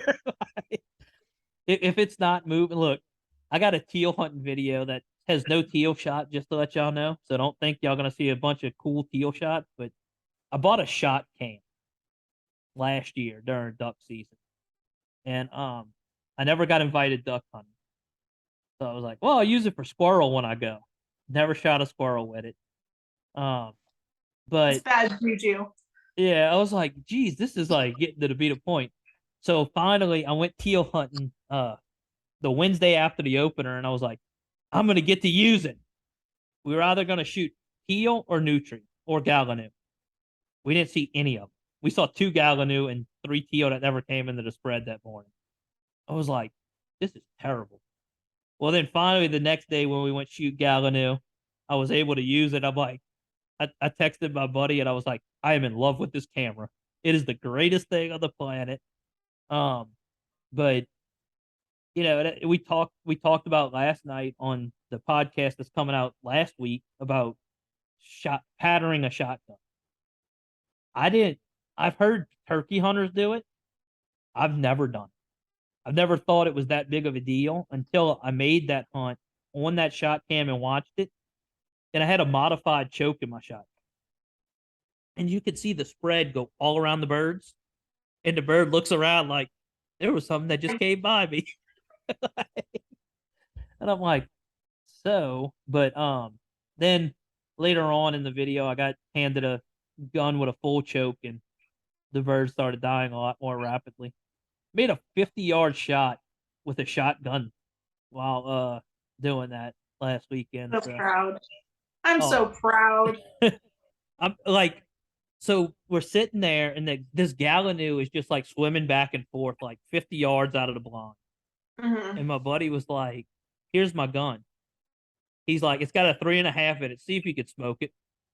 He's like, I was like, all right, boom. And I was like, and the bird lays over and I'm like, killed it. You're like, it did it. I was like, it's dead. And I was like, it did the rest of the morning we joked that you know that TikTok that was going around like, oh, is that Melanie? That's a shame. I really liked Melanie. I saw that one. I saw that. I was like, I was deceased. I was like, oh my gosh, just cremate me now. I'm done. I can't do it. Like the rest of the morning, that's all you hear. And then, so as we're hunting, we're talking. The area we were in, we're trolling motor on, or you couldn't use a motor. So we were like, okay, you can't use a motor. We're gonna but you could use a trolling motor. So we put a trolling motor on, and we had the blind still popped up on it, and we're sneaking up on Gallinoo because in Louisiana, the motor has to not be running and the boat has to be stopped, and you could shoot at it, right? So we would sneak up to him. I said, you know, this is like a pirate ship sneaking up on him. It's just. Do you hear my beagle right now? I don't. She's back here barking by the front door, and I'm like, do I make her go shut up? Like, I don't know if y'all can hear her, but she's just like, she's going to town outside right now. We've got those ring-tailed cats that are coming back in, and I think she's treed 4 or 5 every night so far. Ring-tailed cats? Is it like a wild species or like a? Yeah, so it's like a cross between like a lemur and a raccoon. So they're white and they look like a lemur, but they have a raccoon tail. Okay. They're the weirdest creatures. But yeah, she has a blast with them. I've never seen one, never heard of one, so that's pretty cool. So y'all hunt basically out of blinds. Yeah, y'all don't spot and stalk. Yeah. At all. Nah.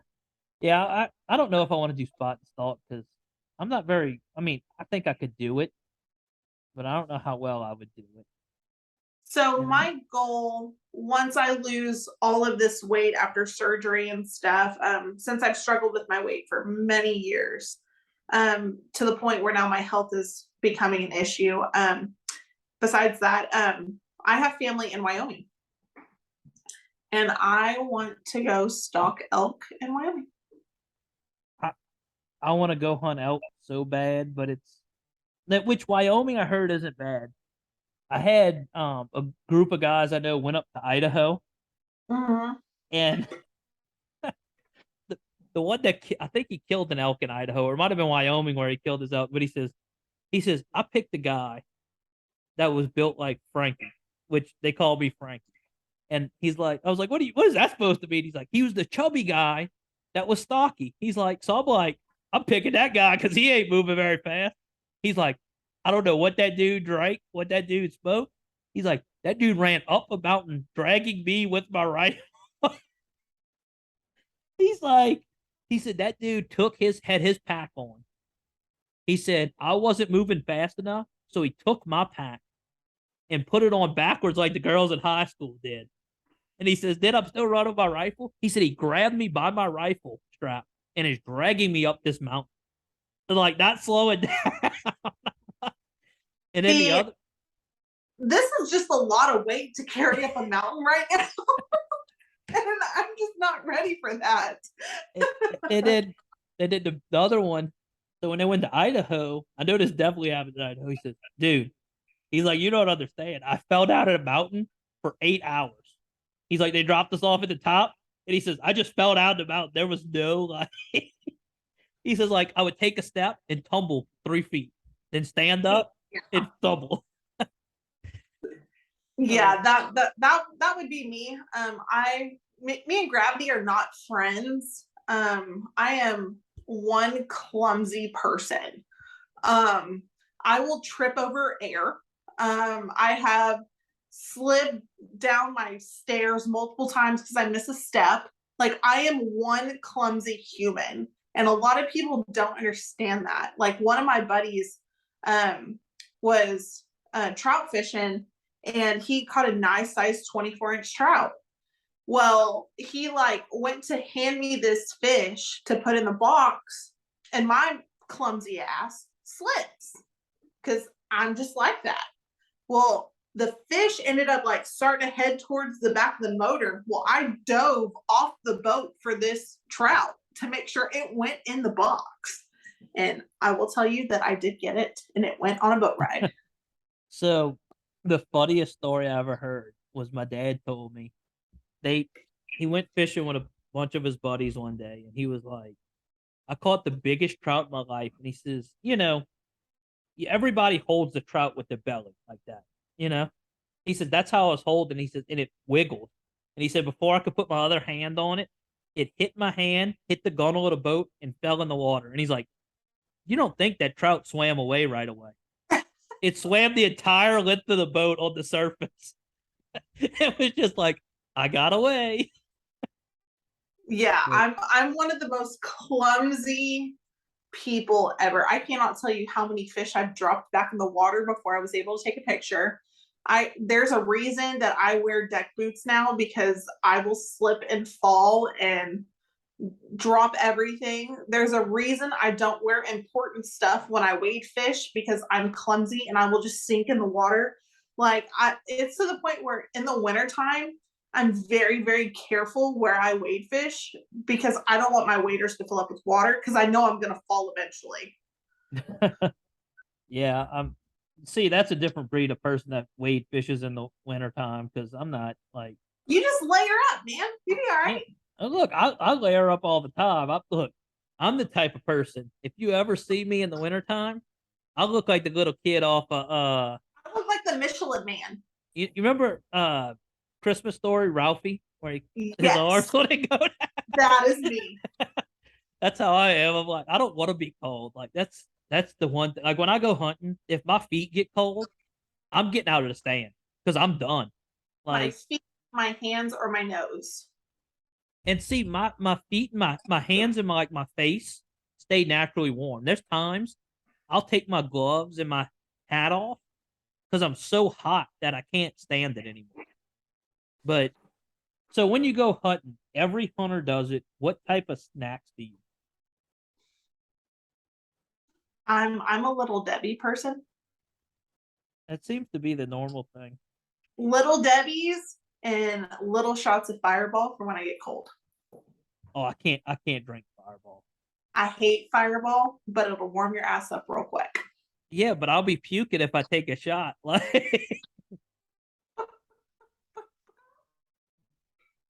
it's fine. I can't, like, it's cinnamon whiskey. So Fireball came out when I was in college. Oh. So it was like one of them things that it was the new thing. Everybody drank it. And I had a bunch of nights where, like, I went to, we went down Bourbon. And if you're familiar with Bourbon at all, there's, at one end of it, there's Jean Lafitte Blacksmith Shop. Mm-hmm. Well, there's Portical that's right around the corner from it. So we started at Portical and walked down it. And when they came out with Goldschlager and Fireball shots out of Oh, Jean Lafitte's no. blacksmith shop. That I just hurt listening to. So I crossed the street. It was like 2 blocks down, and somebody called me. They're like, "Where you at?" I was like, "I'm going to a bar. I'm going to find a bar and get away from y'all." And then I don't remember the rest of that night much after that. That's the 10 to 15 hurricanes I drank. See, that's like me and tequila. Like, if you see me start drinking tequila, I should have gone home 4 hours ago. Like, that's just kind of one of those things. But when I was in New Orleans, I had a grenade. Hand grenade, yeah. Yeah, a hand grenade. If whoever's listening, if you go to New Orleans, definitely get a hand grenade, but make sure it's the first drink of the night, not the last. I messed up and made it my last drink of the night. I That was room was spinning, huh? I was sober all night. We went and got the huge ass beers and all of that stuff. And I maybe had like 2 or 3 of those, and like I was fine because I can drink beer all night. But as soon as that hand grenade came in, I was like, you know what? I'm just gonna finish it, call it good. And I was fine until we got home. And when I start to get intoxicated, I turn into Betty Crocker. I want to cook. I want to clean. I will bake anything in the house. So if you're hungry after a night of drinking, don't go to Waffle House or don't go to Whataburger. Just come to my house because I'll have an abundance of food. Well, we don't have the problem with going to Whataburger. We don't have them anywhere near here. So See, but we don't have Waffle House down here. oh, that's terrible. I know, and I love Waffle House, and I can't get it. So you say about Waffle House, we one of the guys I used to work for, he on a Friday afternoon he was like, "Hey, you want to go to Destin? I got to do something in Destin." And I was like, "What kind of person that dude on a Friday is like, you want to go to Destin for the weekend?" So I was like, "Sure." So we worked until 5 o'clock that day, turned around and drove to Destin, which is a 4.5 hour drive. Mm-hmm. But we had to make a stop in Mobile to drop some stuff off. So we spent like 30, 45 minutes in Mobile, you know? So we're getting in at like 2 a.m. We check in the hotel room and I'm like, dude, I'm kind of hungry. We didn't stop. It was a But, piece of fun. dude, no, it wasn't a, oh. It was a piece of fun. It's just like, I was like, get away. So I was like, bro, what are we going to do? He's like, they had a Waffle House down the street. Waffle House hits different when you're hungry. Like, I'm telling you. And like the thing is, I'm not a short stack person. I'm not a huge like pancake fan. Give me a huge waffle and I am in heaven. I'm not a breakfast person. Like, I go to Waffle House at 3 a.m. and I'm ordering a steak. I'm down for a good steak and eggs. Oh, I'll order. I don't like until I had chicken. I didn't like eggs. I got chickens, and somebody's like, "You don't even eat eggs." I was like, "Yeah, but I want livestock." And people frown upon a cow in a neighborhood sometimes, you know. Oh gosh. But yeah. So, what kind of bow did you get? You said you got a bow. What kind of bow? Yeah. What kind of bow? It's called a bear. A bear. Don't ask me the specs on it. I couldn't tell you. Don't ask me anything about it. Couldn't tell you. This is definitely like, hey, this is kind of what I want. So my best friend, she's like, here, Merry Christmas. I'm like, I don't know what to do with this, but cool. Well, that's like, so I bought about 3 years ago, 4 years ago, something like that. I wanted to extend my deer season. Okay. And because our bow season opens October 1st, rifle season don't open until the second weekend in November or the third weekend in November. So that's an extra month and a half I can have. And like in Louisiana, if I bow hunt, so I hunt Mississippi mostly because where I'm at, we don't have deer to speak of. Yeah. Like we have them, but we don't really have a ton of them. Well, we have an So, abundance of them, so come take them off of our hands. oh, we'll come. Don't worry. Like you don't realize, I'm all for a Texas deer hunt. Well, That's come on. so we're all like, yeah, I was like, I can extend from October 1st to February 15th with a bow. So that's almost an extra 3 months of hunting. So I was like, I'm going to buy me a bow. Yeah. I did the research and I bought a cheap PSE bow, which it's technology nowadays. As long as you do your research and they got decent reviews on any product, normally they're good because they're just above and beyond where they where they were. Well, and then I'm looking at arrows and I'm like, they have There's these. so many different kinds. So so I'm looking at arrows and I'm like, I was like, what's the difference in these? And the dude I'm with has no idea. And I'm like, That's where I'm at. I'm like, what's the difference? Like, I don't really know. so I'm like, all right. And I'm like, I started looking, I'm like, these are cheap. These are $30 a dozen. Them are $80 for 6 of them. Like, I don't want $80 for 6 arrows. So Right? at the time, this was Bloodsport. And they had 2 different blood sports, and they were like $20 a difference in a dozen, but one was straighter than the other. Like the straightness of it, I'm like, look, I'm starting out. It don't matter how straight my arrow is. Like I'm gonna lose Exactly. arrows. I'm buying the cheapest carbon fiber arrows I can. And then uh, when I got my crossbow, I was like, I want blood. They're a good arrow. I've no telling how many blood sport arrows that I've swung into the target from my bow. I started looking and I'm like, these arrows ain't cheap anymore. They went up, they're like $60 for 6 arrows now. I'm like, gee, it's just one of the things that everything gets more expensive the better. So Yeah, for sure. And like I've noticed that, especially in like the fishing industry, like there is one particular brand that I will not name that I will never ever use again, due to the we'll fact that have to I was we'll have to talk about this once we stop yeah, recording. yeah. So I fished a tournament and every single one of my hooks broke every time I set the hook on fish. So I emailed the company. I'm like, hey, you just cost me a tournament. Like, Yeah. I need something from you. So they ended up reimbursing me my tournament fees. They sent me like more hooks that apparently didn't break. Bullshit, they did. I don't know if I could say bullshit, but I did.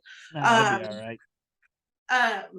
and it was to the point where I was like, I will never ever use this brand again, because I used them trout fishing in the river, and I had great success on them. And I was like, oh well, if they're making saltwater hooks, why not? No, there's definitely a difference between Yeah. freshwater and saltwater. And that's when I like first started to notice that sometimes your brands really do make a difference when it comes between fresh and saltwater. Like there's some freshwater stuff that I will never use in saltwater. There's some saltwater stuff that I will never use in freshwater. Yeah. And And that's just some stuff you have to figure out on your own. and I've seen it with everything. They got companies like I was talking about earlier, makes a great A product. They come out with B and C product, and it's like, this is terrible. I broke every single thing I have put my hands Yeah. on. So, And but and like I've been through multiple different rods to where like people have sworn by these rods. Man, mind you, I'm hard on my stuff. Like when I set the hook, I look like Bill Dance. Like I'm gonna make sure that fish is not coming off. But there was a couple of rods that I've snapped in half, and I finally found a good rod company that I'm not going to switch from. And I love Waterloo. I know some people hate on Waterloo. I've They're a never rod, heard of them. so it's a rod company based out of Victoria, Texas. Oh, well, that's probably why And I never heard of them. and there was some speculation in them changing their blanks and all of this other stuff, and I'm like, they have yet to do me wrong. Like I have the most expensive rod that they have, and I also have the cheapest rod that they have. And it's all the same to me. May I mind you, their carbon fiber rod, absolutely phenomenal. Absolutely love it. And I use it every time I go down. But a lot of people don't understand that just because one person hates on one company doesn't mean that it's not going to be successful for you. And that's why you'll never hear me. I'll praise a company that I like, but you'll never hear me talk bad and say a name. I might tell stories about how this product is terrible, but I will never be like, this is the company, because it could have been a bad experience that me and 8 of my friends had. Like, if some of the earlier podcasts you heard us talking about mud boats, just because I do 8 people with broken mud boats, don't mean the mud boats are bad. Yeah. Like, I mean, me personally, I'm not a huge like fan boat person. Some people like that's their bread and butter, but that's Yeah. their thing. Yeah, I mean, and it is what it is. It's different strokes for different folks all the time. But you were talking about not knowing about hunting or anything, like the bow hunting aspect. Yeah. There's an app called Servicide. You can look it up in the App Store. And Yeah. if you're not a member of Servicide, it limits like some of the groups you can join. Mhm. But if you post anything like, "Hey, look, I'm new into hunting. I'm worrying about I'm wondering XYZ," they'll come out. They'll have members. They have members. They have over 2,000 members on the app that'll Mhm. come out and be like, "Hey, this is what you need to do." And they're a great group of guys. I mean, I've met 10 or 15 guys in there that are like, I talk to on social media on a regular basis. Yeah. And one of them actually, and look, this is probably my biggest like thing that made me the happiest in the last, like, since I started my page. I'm not a big channel. I'm not a big, and I think I have almost 2,000 TikTok followers, and that's my biggest follower. Mhm. But I had somebody text me today asking questions about trapping, and I'm a huge proponent of trapping, and that's a different podcast because I could talk that for hours. But he was asking me different questions and things like that, and I don't know everything, and I'll Yeah. admit, and I'll tell him, I'll be like, "Look, I'll look into it for you because I know where to look. I know the players of the game, basically, in Louisiana trap, because I am a member of the Trappers Association. Mhm. I actually went to become an instructor last year for it, and Good it's for you. like, yeah, it's like, I understand it. And when he started asking questions, it's like, I impacted one person to do something. You know, that's all it is for me. One And person is enough. yeah, and to piggyback off of what you just said, like I'm all about bringing positivity to people and just growing the sport. I mean, hunting, fishing, kayaking, just being outdoors. I mean, obviously I don't know everything. 1000%, I don't know everything. I think the most experienced hunter or angler still doesn't know everything. I'm sure they know a lot, but I feel like Yeah. you're always learning, you're always adapting. And if I can make a difference in one person's life, either being on social media or being on the water or just helping someone at the boat ramp, like I feel like I can make a difference because there's no telling what they're going through at that time. You talk about the boat ramp, and my my favorite thing to do whenever we're in Grand Isle is to go buy a case of beer, sit at the picnic tables by Bridgeside Marina, and watch people Mhm. try to pick up their boats. Yeah. And there's times that it's like, I don't want to be that dude that walks up and be like, "Get out of your boat, let me put it on your trailer," because you're blocking the boat ramp. But there's times that it's like, and especially since COVID, it's like, do you know how to drive a boat? Do you have any clue what you're doing? But Yeah. we were The sitting there one day, and we were probably between three of us, like 2 cases in. So we Mhm. were toasted. And the dude backed past the end of the lawn with a dual axle trailer.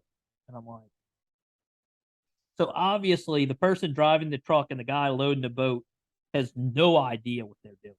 Yeah. And I looked at him and I was like, now I thought I was drunk and didn't explain it right. But the guy that was with us that was driving was like, oh no, they were drunker than you and didn't understand it. So I told him, I said, drop your anchor down, hook your anchor to, I told him, hook your anchor to the trailer, tie it to the front cleat of your boat, back on your boat and drive the truck forward. You know, this dude grabs the anchor and jumps in. I'm like, I just killed this dude. You have a fluke anchor. It'll grab the back of that trailer. You might not grab what you want to grab, but you'll grab something on that trailer enough to get it up. But I was like, all right, I'm going to sit back down. And I looked at my buddy. I was like, that didn't go how I planned at all. I used to sit at the boat ramp on Sundays because that's normally, or even Saturday afternoons, because that's where your weekend warriors will come through and blah blah blah blah blah. And they'll give anyone a boat. I mean, if you have the money for it, they're gonna give it to you. Yeah. And just seeing these people, we would have a case of beer and 2 lawn chairs, and we would sit there and watch people at the boat ramp. It is the most entertaining thing in the entire world. And I was like, you know what? I can start making profit off of this. So $10 a pop, I would back your trailer in and load your boat for you. The funniest thing I've ever seen. So at the public marina that they have in Fouchon, which they're launching 40-foot, 40-foot center consoles at this marina. This Mm-hmm. dude and his wife are out there, and she's trying to back this boat in. Like you can tell, and she just doesn't know. She's probably never backed up a trailer before. And Yeah. this dude is being such a dick. I'm ready to tell him something, Like I'm ready to be like, dude, shut up. Yeah. But he's yelling and cursing her out, calling her a stupid B word, And I'm like, come on, dude. Well, finally she gets it centered up into the slip, puts the truck in reverse. Now this is a F-350, pulling this boat. Puts it in Mm-hmm. reverse, it walks off to the bathhouse. And all he could do was push it. And there was 6 or 8 of us picking up boats of the other ones, and nobody stopped to help him. It was like, Oh, you did that to yourself, cuz. I don't. and, like that's the thing. Like I feel like that if you feel like you have to cuss your woman out while she's trying to back in a trailer, maybe it's time to take her home and And teach teach her her. how to do those things. It's funny that there's a ton of people that don't know how to do it. And I have a buddy of mine that whenever I go hunting or fishing with him in his mud boat, he'll be like, "Do you know how to back in a trailer?" And I was like, I have a Class A CDL. I think I can handle an 18-foot boat trailer. Like, I haven't driven an 18-wheeler in years, but I think I can handle the 18-foot boat trailer that you're trying to get me to Yeah, back in. for sure. Like I taught myself in my freaking half-ton pickup truck in an 8-foot trailer. Yeah. That is the hardest trailer to back up. If you can back that up, you can back anything up because Well, they're so finicky. yeah. I had but that was my thing. Winnie, go lay down. Go lay down. Sorry. She's about You're to good. rip down all my cords. Uh but I had when I was doing my CDL, the hardest thing I had was overcorrect. And that's what a lot of people do. Is that you don't have to turn much. The longer the trailer, the less you actually have to turn. And you got to go left to go right. That's the thing that most people don't get. But it's like, but I really think before you can get a boat, you should have to do a road course with a boat on the water, and you should have to be able to know how to operate your trailer. Just because, Absolutely. I mean, we went out to Destin, and I don't know if you ever been to Crab Island in Destin. Mhm. Go watch people try to anchor a boat out Oh my god. there. And the anchors are set like the anchor ropes they give on the rental boats. You throw the anchor out and it catches. Mhm. Like it's like I'm like this ain't even hard. And there's guys that can't, like people that can't do it, can't that drive the boat. You know, it's just And I guess that's what is so wild to me is that you have to have a license to drive a vehicle. You have to have a license to fly a plane. You have to have a license to do everything. But if you have the money for a boat, they'll give it to you.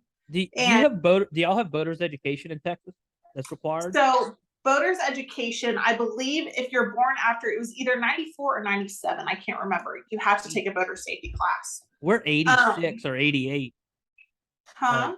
it's 86 or 88 in Louisiana. And Really? yeah, and like when they passed that law, I knew guys that were like driving boats since the time they could walk, and they were like, "I'm not going through this class.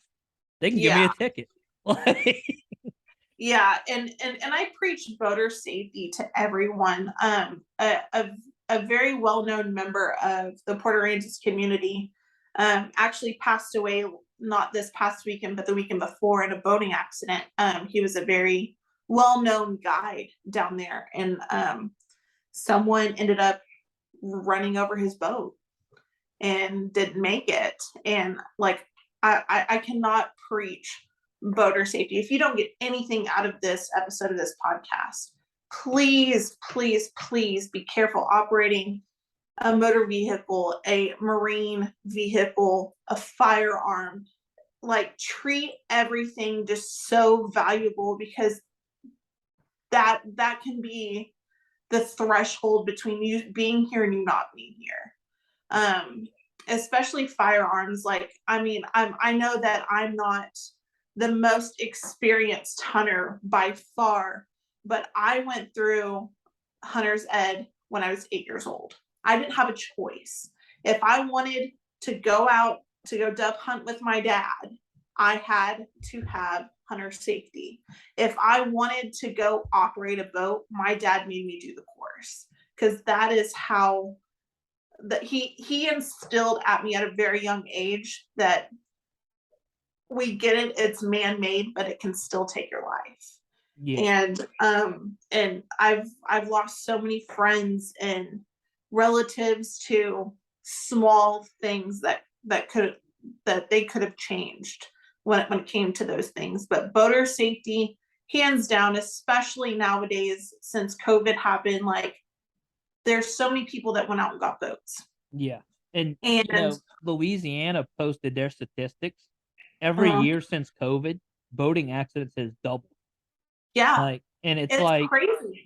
and it's like, and the sad part is like 9 times out of 10, it's not going to be the person that's being safe that gets killed.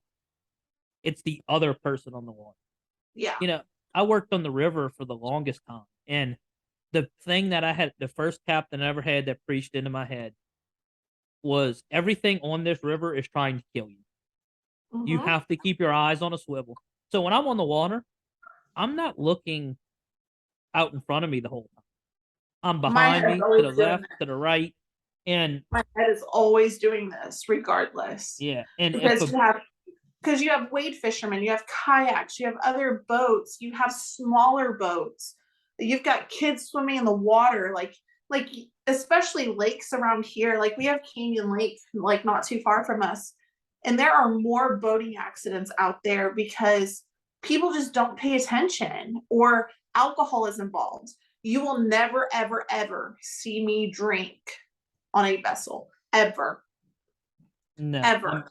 and you know, when I was younger, we would go on the boat, and the one person would stay sober.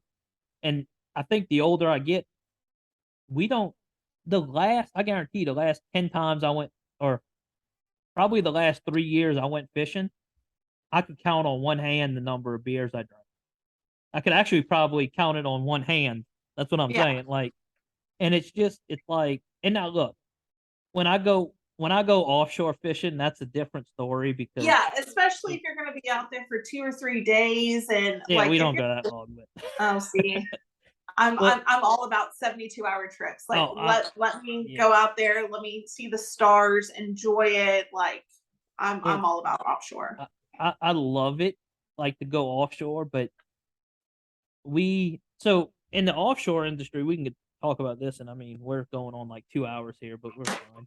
Can I go pee first? Yeah, hang on, I'm gonna pause the recording. All right. So what I was saying though is like growing up, we had a sport fish, right? Cabin Mhm. boat, and we didn't have. I don't think we had a generator in it because we never ran the air conditioner. Or maybe my grandpa was just too cheap to run the air conditioner in the boat. Probably. But so we have a camp in. I don't know how familiar you are with Louisiana at all from like New Orleans south. So I've fished Venice twice. Oh, so okay. So between Venice and Belchase, which is where the Naval Air Station is, Yes. we have a camp there. It's about 25 miles to Grand Isle from there. Well, in Louisiana, the way our continental shelf is, to Uh-huh. get into any type of like 300 foot of water, you're running 20 miles offshore. You know? Well, that boat was so slow. You left at 6 a.m. in the morning and started fishing at 6 p.m. So we would do night trips all the time, Mhm. but you had a place to sleep. My godfather bought a camp in Grand Isle now, so that cuts off 30, 45 minutes of runtime immediately, you know, Mhm. or actually probably an hour and a half. And then he has a 38-foot fountain. It runs like 65 miles an hour if he pushes it. So our runtime is cut down. When we went fishing for 4th of July weekend, we left at like 9 a.m. and was back for 2 every single day. And with a limit of snapper on the boat for, you know, Damn. with over 30 snapper on the boat. So it's like you cut that time down. But so we don't do much overnight trips. Now, the boat mechanic my uncle uses, that dude is a different breed of people. Like for the Tarpon Rodeo when they fish it, he's like, let's leave and go 400 miles offshore. And they're like, Will, that's like almost to Mexico, right? He's like, the fish are less pressured. I was like, I guess so, because there's nothing around you. But Yeah. I mean, like I'm all about overnight trips. I've only done I've done 2 overnight trips. And hands down, one of the coolest things, because when you're out there, it's just peaceful. You turn off all the lights on the boat, you can see every star out there. And if you have not experienced it, you need to. It is yeah. amazing. So like when I was growing up, we used to go to Wyoming every summer. Mhm. And you get out there and it's like that. Like you can actually see the edges of the galaxy, like the Milky Yeah. Way. And it's like, that's cool. Like you just see everything. You Yeah, know? so my parents would load all of us kids up. I have 5, well, there's 5 including me, so 4 siblings.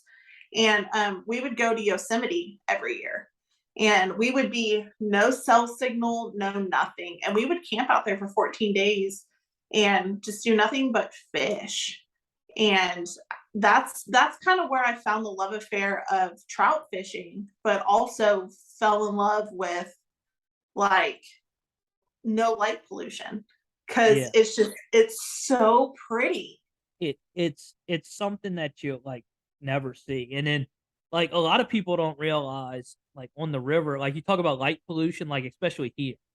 When I worked on the river, if you're running downriver in a tugboat, they don't have a spotlight on all the time No. because you could see everything, you know, Mhm. and they have radar and everything else, and they could see everything in the water.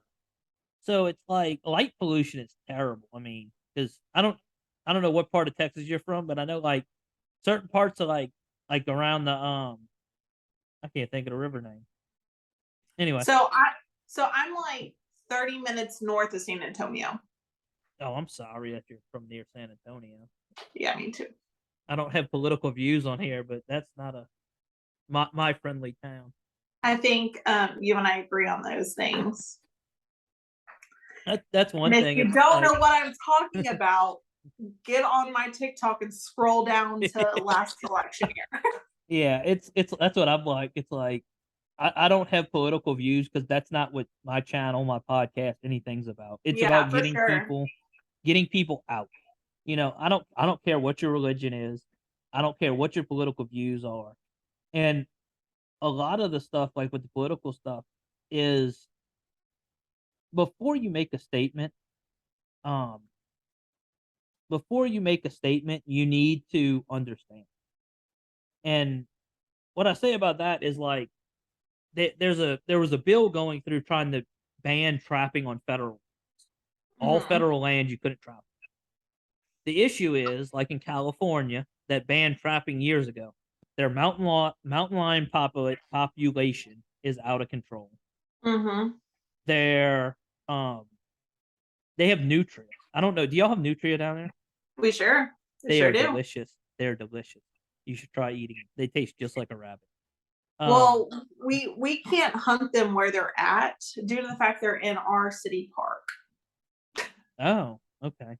So Yeah. California, and it's so funny because I listen to a ton of outdoor podcasts. The first time I heard this, they were talking about the nutria, and I'm like, they have nutria in California. They are such a problem over there. They're paying like $75 nutria. I was like, bro, you think we could shoot some here and just drive over there? Right? Like, but look, if you ever do like we so since it's an invasive here, we have a season from September 1st to March 31st to hunt. Now, That's a whole like 8 months. yeah. So Well, less. like if and you could go look on my YouTube. I have videos of it. Like so during duck season you have to use steel shot. That's the only or you have to use alternative shot. You can't use lead. And I was like, first of all, I'm not shooting at a duck flying with a 22, but whatever. But normally we ride around with a 22. You can run under power with it and shoot at them, which we do it, I think, responsibly. We don't shoot while the boat's actually running, but We'll like, go with that. well, I mean, it might still be moving, but it's not like going wide open. But it talk about a blast to do it, but nobody hunts them down here. So it's like you go out in between duck season, and if you see one person on WMA that we hunt them on, that's a lot. Like, Yeah. so it's not like you have people, and then we're standing up in the boat so we can see over the top of the marsh. Uh-huh. So, but yeah, it's a blast. I mean, look, and they're delicious, and everybody's like, "Oh my god, you eat them rats?" And I'm like, "They're not a rat. I eat beaver too, but that's a difference. Like, we're not talking about Yeah. like you don't like people don't realize that um wild game is first of all some of the healthiest meat, unless it's raccoon. I don't care where you kill a raccoon. Have you seen the But they're uh so cute when they're little. The little trash pandas are so cute. And that was my girl come out. Okay, I'm done. Okay. so Back to being a civilized human. but it I have an eyelash theory, right? So people care about things with eyelash. Think about it. You don't see anybody protesting duck hunting or turkey hunting, but there's people protesting every other type of hunting. I never thought about it that way, but you are correct. It's like that's I mean it's true though. Like and I'm the type of person that if I see a fish, I want to know how I can catch that fish. Yep. And how it tastes. And if I have to catch it and eat it myself, I'll do it. If I see an animal, well, I mean, certain animals, I want to know how it tastes. And the funniest thing was like with bobcat. Um, I was like, I don't know if I'd eat bobcat, but I shot one 4, 5, 6, 7 years ago on the Mhm. property we're on because they're a predator. They eat turkeys, they eat fawns, they eat it's a predator control, and rabbits, they'll eat a ton of rabbits. Yeah.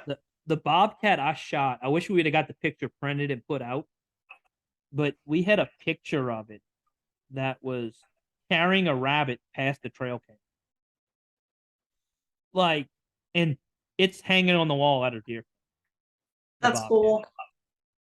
But it's like, I was like, I don't know if I'd eat bobcat. And I had several people tell me like it tastes like it's similar to pork. Like they said it's actually not a bad meat. And actually my neighbor told me, his taxidermist told me, when you go to the Chinese restaurants and that pork that's not quite pork, but you can't put your finger on it. He's like, it might be cat. I was like, well, hey, it's good. That's where the stereotype comes from.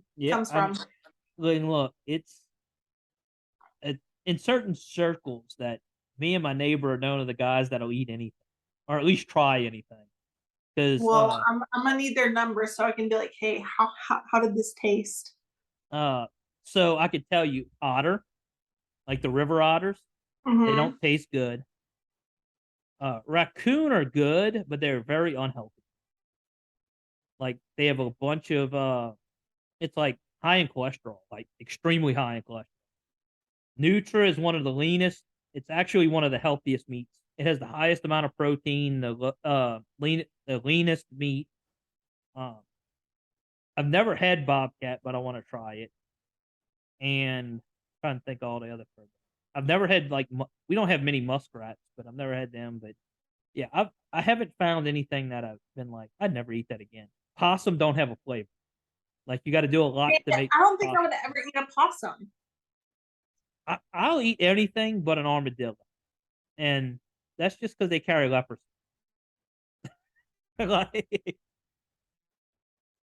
Yeah, I can definitely see that, but that just doesn't even sound appealing. An armadillo? Yeah. Y'all cook them in Texas. It has not been in my mouth. Absolutely not. But rattlesnake's really good. Is it? I've heard snake's good. I've never had it. But... So that's what I want to ask you. When you go deer hunting, what are the must-haves that you have to have when you go down there? Like snacks, because I'm fat. But like I'm weird, so I don't. So if I take like Little Debbie's and stuff like that, I'll take them out of the wrapper and put them in like Tupperware. So when I'm sitting in the blind, you don't hear the wrapper. The crinkle? Yes. Same with chips and like crackers. Like my one of my really good friends' dads would pack us crackers for our snack in the deer stand. Well, he would also bring us a thing of water to go with our pack of crackers. And I'm like, why is he making us drink water with our crackers? Well, what he made us do was put the cracker in our mouth, drink some water, and wait till the cracker got soggy, and then chew and swallow. So, like I said, I'm not a real big like bringing things in like snacks into the stand. If anything, I bring like a granola bar or an apple. And a lot of times they used to joke with me when I used to eat apples a lot. Baiting was illegal in Mississippi, but if I had an apple, I was eating. That's all on me. Which, from what I hear, deer love tobacco. I've heard stories where guys had like chew in their back pocket and get into a pen with a deer, and the deer will try to kill them over that tobacco in their back pocket. So I always take my blanket. I'm weird. I get cold really easily. Don't know why. I sleep with my room at like 65 degrees and I have a box fan on me. But like when I'm outside, if I get cold, I'm done. Yeah. So I have a little space heater and I have my blanket. Like I'm one of the bougie people that if I'm not comfortable, I'm not going. Oh, look. So they all joke with me because where I hunt, when I first started hunting there, I called it the petting zoo. When I first started there, we had like 2 or 3 ladder stands, but that was it. Everything else was box blinds and Mhm. like had heaters and everything in them.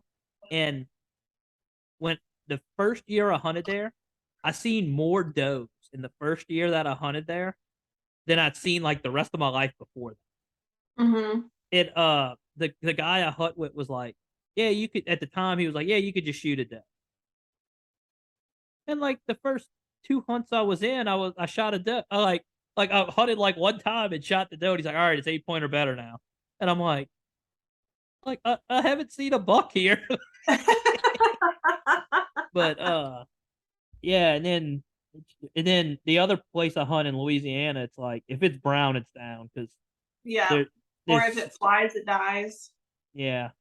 Um, but the reason is with that is because the way we hunt is such a small piece of property Mhm. that if you don't shoot it, the next property over is going to shoot. Yep.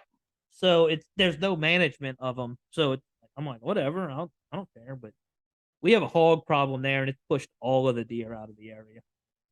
Yeah, I mean, we definitely have a hog problem here. We also have an overpopulation of whitetail here. Our whitetail are I don't know why people think Texas deer are phenomenal. They're scrawny. They are scrawny deer. They're overpopulated. The entire 35 corridor, they're being pushed out of there due to housing developments and people clearing land. And honestly, like it's getting bad down here to the point where like I want to move out of my area because I'm tired of the population growth. I want to be more secluded and I want to have acreage to where I can hunt and I'm only a certain amount of time away from salt water and so where I can still get to fresh water. Like I am a single woman who does stuff by herself. Like I don't need help with anything when it comes to that once I learn. Um, but it's to the point where I'm like, all right, I'm tired of doing stuff by myself now. Like, does anyone want to come hang out with me? But yeah, I mean, it's our hog population in the last probably 5 years have just went like I can remember when they were like, yeah, I saw one hog over there, and now it's like hundreds. Yeah, and they reproduce so quick.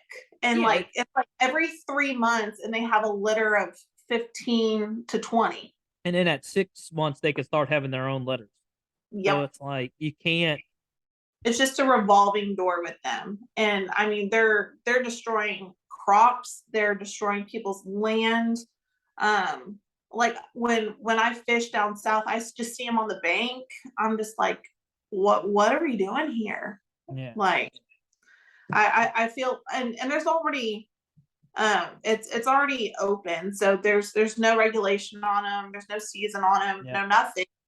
But it's to the point where there's just so many to where all of the people that hunt them still can't get a handle on them. So anybody that's been following my Instagram for like a year and a half, 2 years, I used to do a fun fact Friday, and people started making fun of me for it, so I quit.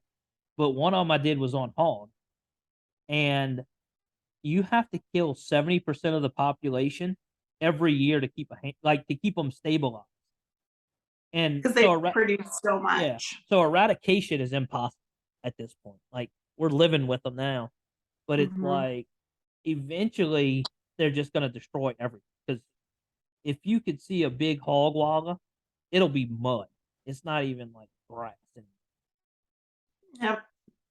Well, so for if you listened last week, and I kind of already outed your so the podcast that came out last week, I kind of outed yours because I was trying to explain it to the You outed guests. me? Yeah, about the Spotify playlist, your playlist, but you can still go through them. Oh. So, so last week we announced that we're doing the Spotify playlist, and it to get you pumped up to go hunting or doing whatever you're doing. And I'm letting every guest that comes on pick 3 songs. So, Did Brandi, mine throw you off? Oh, they were great. Like, so we actually discussed your three last week, but you can go ahead and say your three now. Goodness gracious. Like you already used mine? Oh, they're already on the playlist. No, we were talking about. So the guy that was on that I recorded with last night, that'll be last week's podcast, but this is coming out in 2:30. Yeah, Okay. podcast time is weird. But so the podcast that came out last week, we talked about. He was trying to wonder like, what do you mean about songs? And I was like, anything. And I was like, for example, the podcast guest I'm recording with tomorrow gave me these three songs. So I already told them your songs. They're already on the playlist. But do you want to go ahead and say them? Yeah, so I picked three. I always listen to How Great Thou Art by Carrie Underwood and Vince Gill. It's the live version. Because I like to just give thanks that I get to live the life that I live. Man, I Feel Like a Woman by Shania Twain, because hell, why not? That's like my when I'm launching, that song is on the boat. Like, I don't care where I'm at, I don't care what time of day it is blaring, because that's just your girl's theme song. And then Where I Find God by Larry Fleet. When that song came out and I listened to it for the first time, I'm like, holy crap. Like, that summed my entire life up to a T. Because I mean, it was to the point where I was struggling so much, to the point where I'm like, I don't fit in anywhere. Like, you don't find a lot of feminine outdoors women, to where, like, yes, they can get down and dirty to the point where they can also dress up. And I was struggling with that mentally, and I'm like, I don't know where I fit in. And that's where the depression started to sink back in. And that song was released. I'm like, holy crap, this guy's right. Like, from the front pew to an Evinrude. A lot of people don't know what an Evinrude is anymore. No. It's a boat motor. Yeah. If I mean, I understand. know where that's at.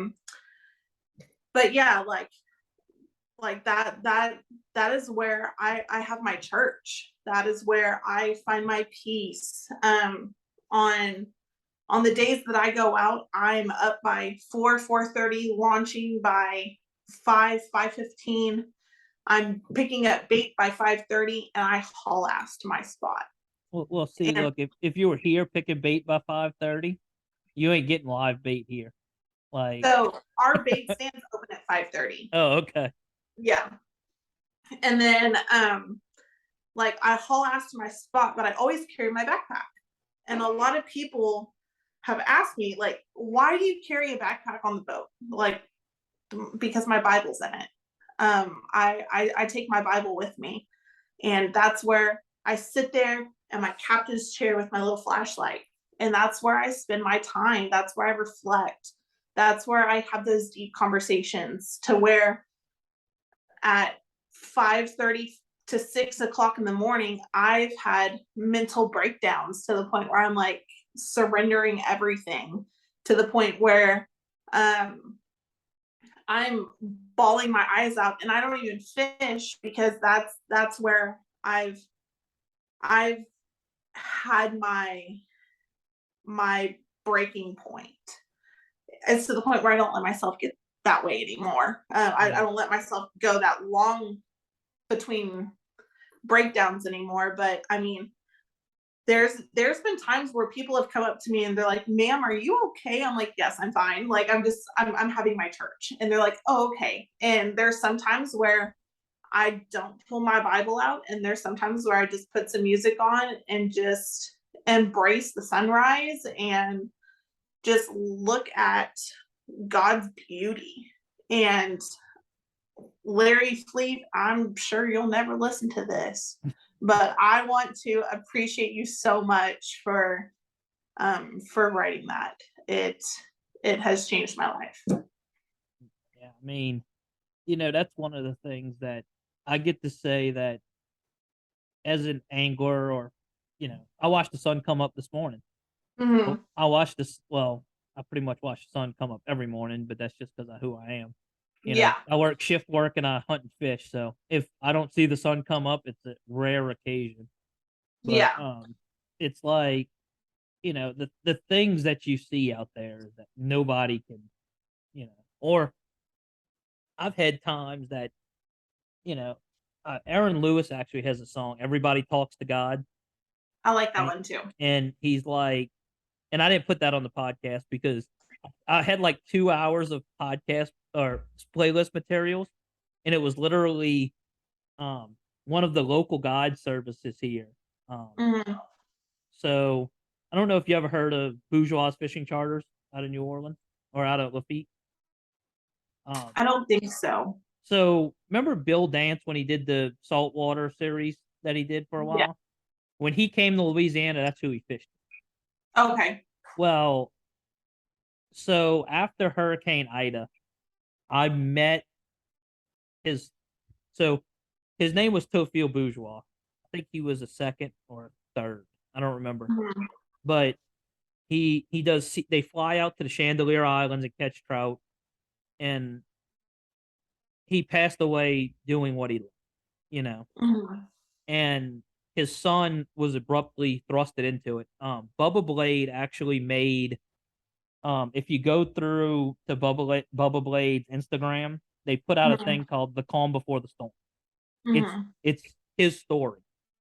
Okay. Well, TJ, the son that now runs it, after Hurricane Ida, I had so the Lafitte Barataria area had feet of water come through.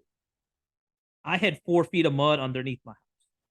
Oh wow. Like my house is 11 feet off the ground, and I had maybe 6 to 8 inches before it touched the bottom of my house. Wow. Well, at the time, it was like, where do you start? You know. Mhm. Well, my neighbor was here. We didn't have a bridge to get here, so it was a military bridge that was one way, an hour at a time. So if you caught it wrong, you're sitting there waiting 3 hours to get across. Yeah. And I was like, "Look, I ain't got nothing else to do. What are you doing today?" And he's like, "Oh, I'm going to help TJ. They're cleaning the lodge out." And that's the first time I ever met him. Mhm. And over time with my neighbor, he listens to their music all the time. And it's one of the things like I'm the type of person where I'm from defines a lot. And he's got songs about the marsh, about about the area, you know? So it's like I'm gonna put everything he makes on the playlist just to give him that because Yeah, for sure. he's the nicest guy, and I guarantee he probably doesn't know my name. Even though I went help him, he'll Yeah. probably recognize me, but he probably doesn't know my name. And like I know some of his band members. One of his band members was at my wedding. I didn't even know who he was. I was like, okay, You're like, "What's up, my dude?" yeah. He walked off, and I was like, who was that? Then they're like, and they told me who it was, and I was like, oh, okay. I was like, I don't know how I know him. Like he came up and talked to me, and I was like, don't know how I know him. Let's just keep going on. Like Yeah, nothing right. happened. But and so that and then so I grew up on 70s rock or 80s rock and country music. Mhm. So I of course a tribute to my mom because that she's a it's funny because she has a Camaro, and the Mhm. biggest joke she had was that she was gonna put a car seat in the back seat when my daughter was born, and they're gonna be Mhm. driving around with the top down, jamming out to hair bands. I love it. But yeah,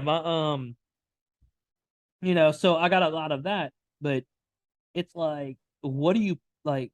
And then I just wanted everybody to add to it because I think it'll show the different personality because it really does show your person is what Yeah. it does. It's like so you'll be listening, and I said, look, this is what's gonna happen. Everybody's gonna be jamming out to something, and then man, I feel like a woman's gonna come on, and they're not gonna change it. They're just gonna sing it. Like I know my friends. I know the people that I'm just saying, and I've been saying this for a hot minute. If Shania Twain ever did the Super Bowl and opened up to that song, I will kick down a freaking door to watch it. Yeah, I mean, but it's definitely one of them things. It's like, my favorite person was George Strait, and I got to see him in the Cowboy Rides Away tour. Mm-hmm. So LSU, the Tiger Stadium used to put on the Bayou Country Super. Mm-hmm. Well, one year T Swizzle denounced country music, but she was still booked for the Friday night. So they split that off from the actual the Bayou Country Superfest and made Friday night a headliner only, or like a headliner's tour came. Uh-huh. Well, the year that George Strait played there, that was like the one person I always wanted to see. I seen him a couple of times, but I wanted to see him again, and I wanted to see his Cowboy Rides Away tour. So we went to see it, and they had Reba and him on at the same, like, Reba opened for him, and I love some Reba. I was like, I could die happy. Right? And then we're sitting there, and somebody's like, she didn't sing Fancy, and I was like, she didn't. And then the music started playing. I was like, she's coming back out. She did an outfit change. An encore. Yeah. So she changed. So she did the encore to Fancy and changed into a red dancing dress. And I That's was my like, girl right there. that's what makes sense now. Why she didn't sing it right away. But I love it. Yeah, I saw Alan Jackson at the San Antonio Stock Show Rodeo, and I was broke at the time, so I like got nosebleed seats. I was on the very top row, and as soon as Alan Jackson came out, I just sobbed because I love Alan Jackson so much. And there was one song that I wanted him to play. It was "Wanted," and it was the very last one he played. And I was crying because I thought he was gonna play it. I'm like, girl moment, definite girl moment. But yeah, he like walked off stage, and like I was like, he didn't play it. Like I just wanted him to play it, but he came back on and played it. I was like, okay, I can die happy now. all right, so let everybody know how they could find you on social media and all. Yeah, so TikTok, Instagram is Lone Star Lady 92. If you follow me, I definitely follow people back. I'm just one of those people. If you ever want to hunt or fish, or I don't know, just grab some beer, call me, message me, I message back. And yeah, that's where you can find me. And look, I can verify that she messages back because I think within like 10 minutes of me asking her, she messaged me back about, oh, that's awesome, definitely. So Yeah, for sure. Like as soon as you reached out to me, I was like, that sounds cool. I'm game. but and that's one thing with being in the outdoors network. With social media makes it so easy too. Mm-hmm. Like, and if you want to get on an app, or anybody out there that they don't care what you post about hunting wise, because look, I won't post a picture of an animal bleeding. You won't see any blood in any of my pictures, and that's just because you have to think about your image.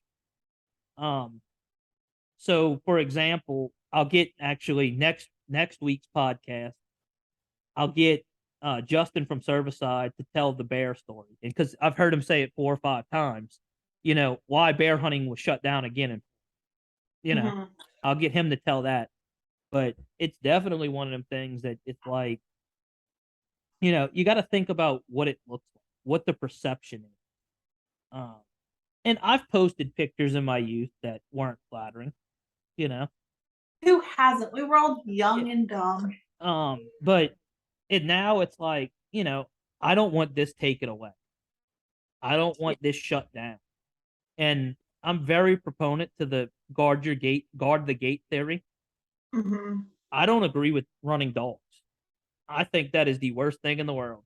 But if there's a bill to shut down dog hunting, I'm 100% behind dog hunting.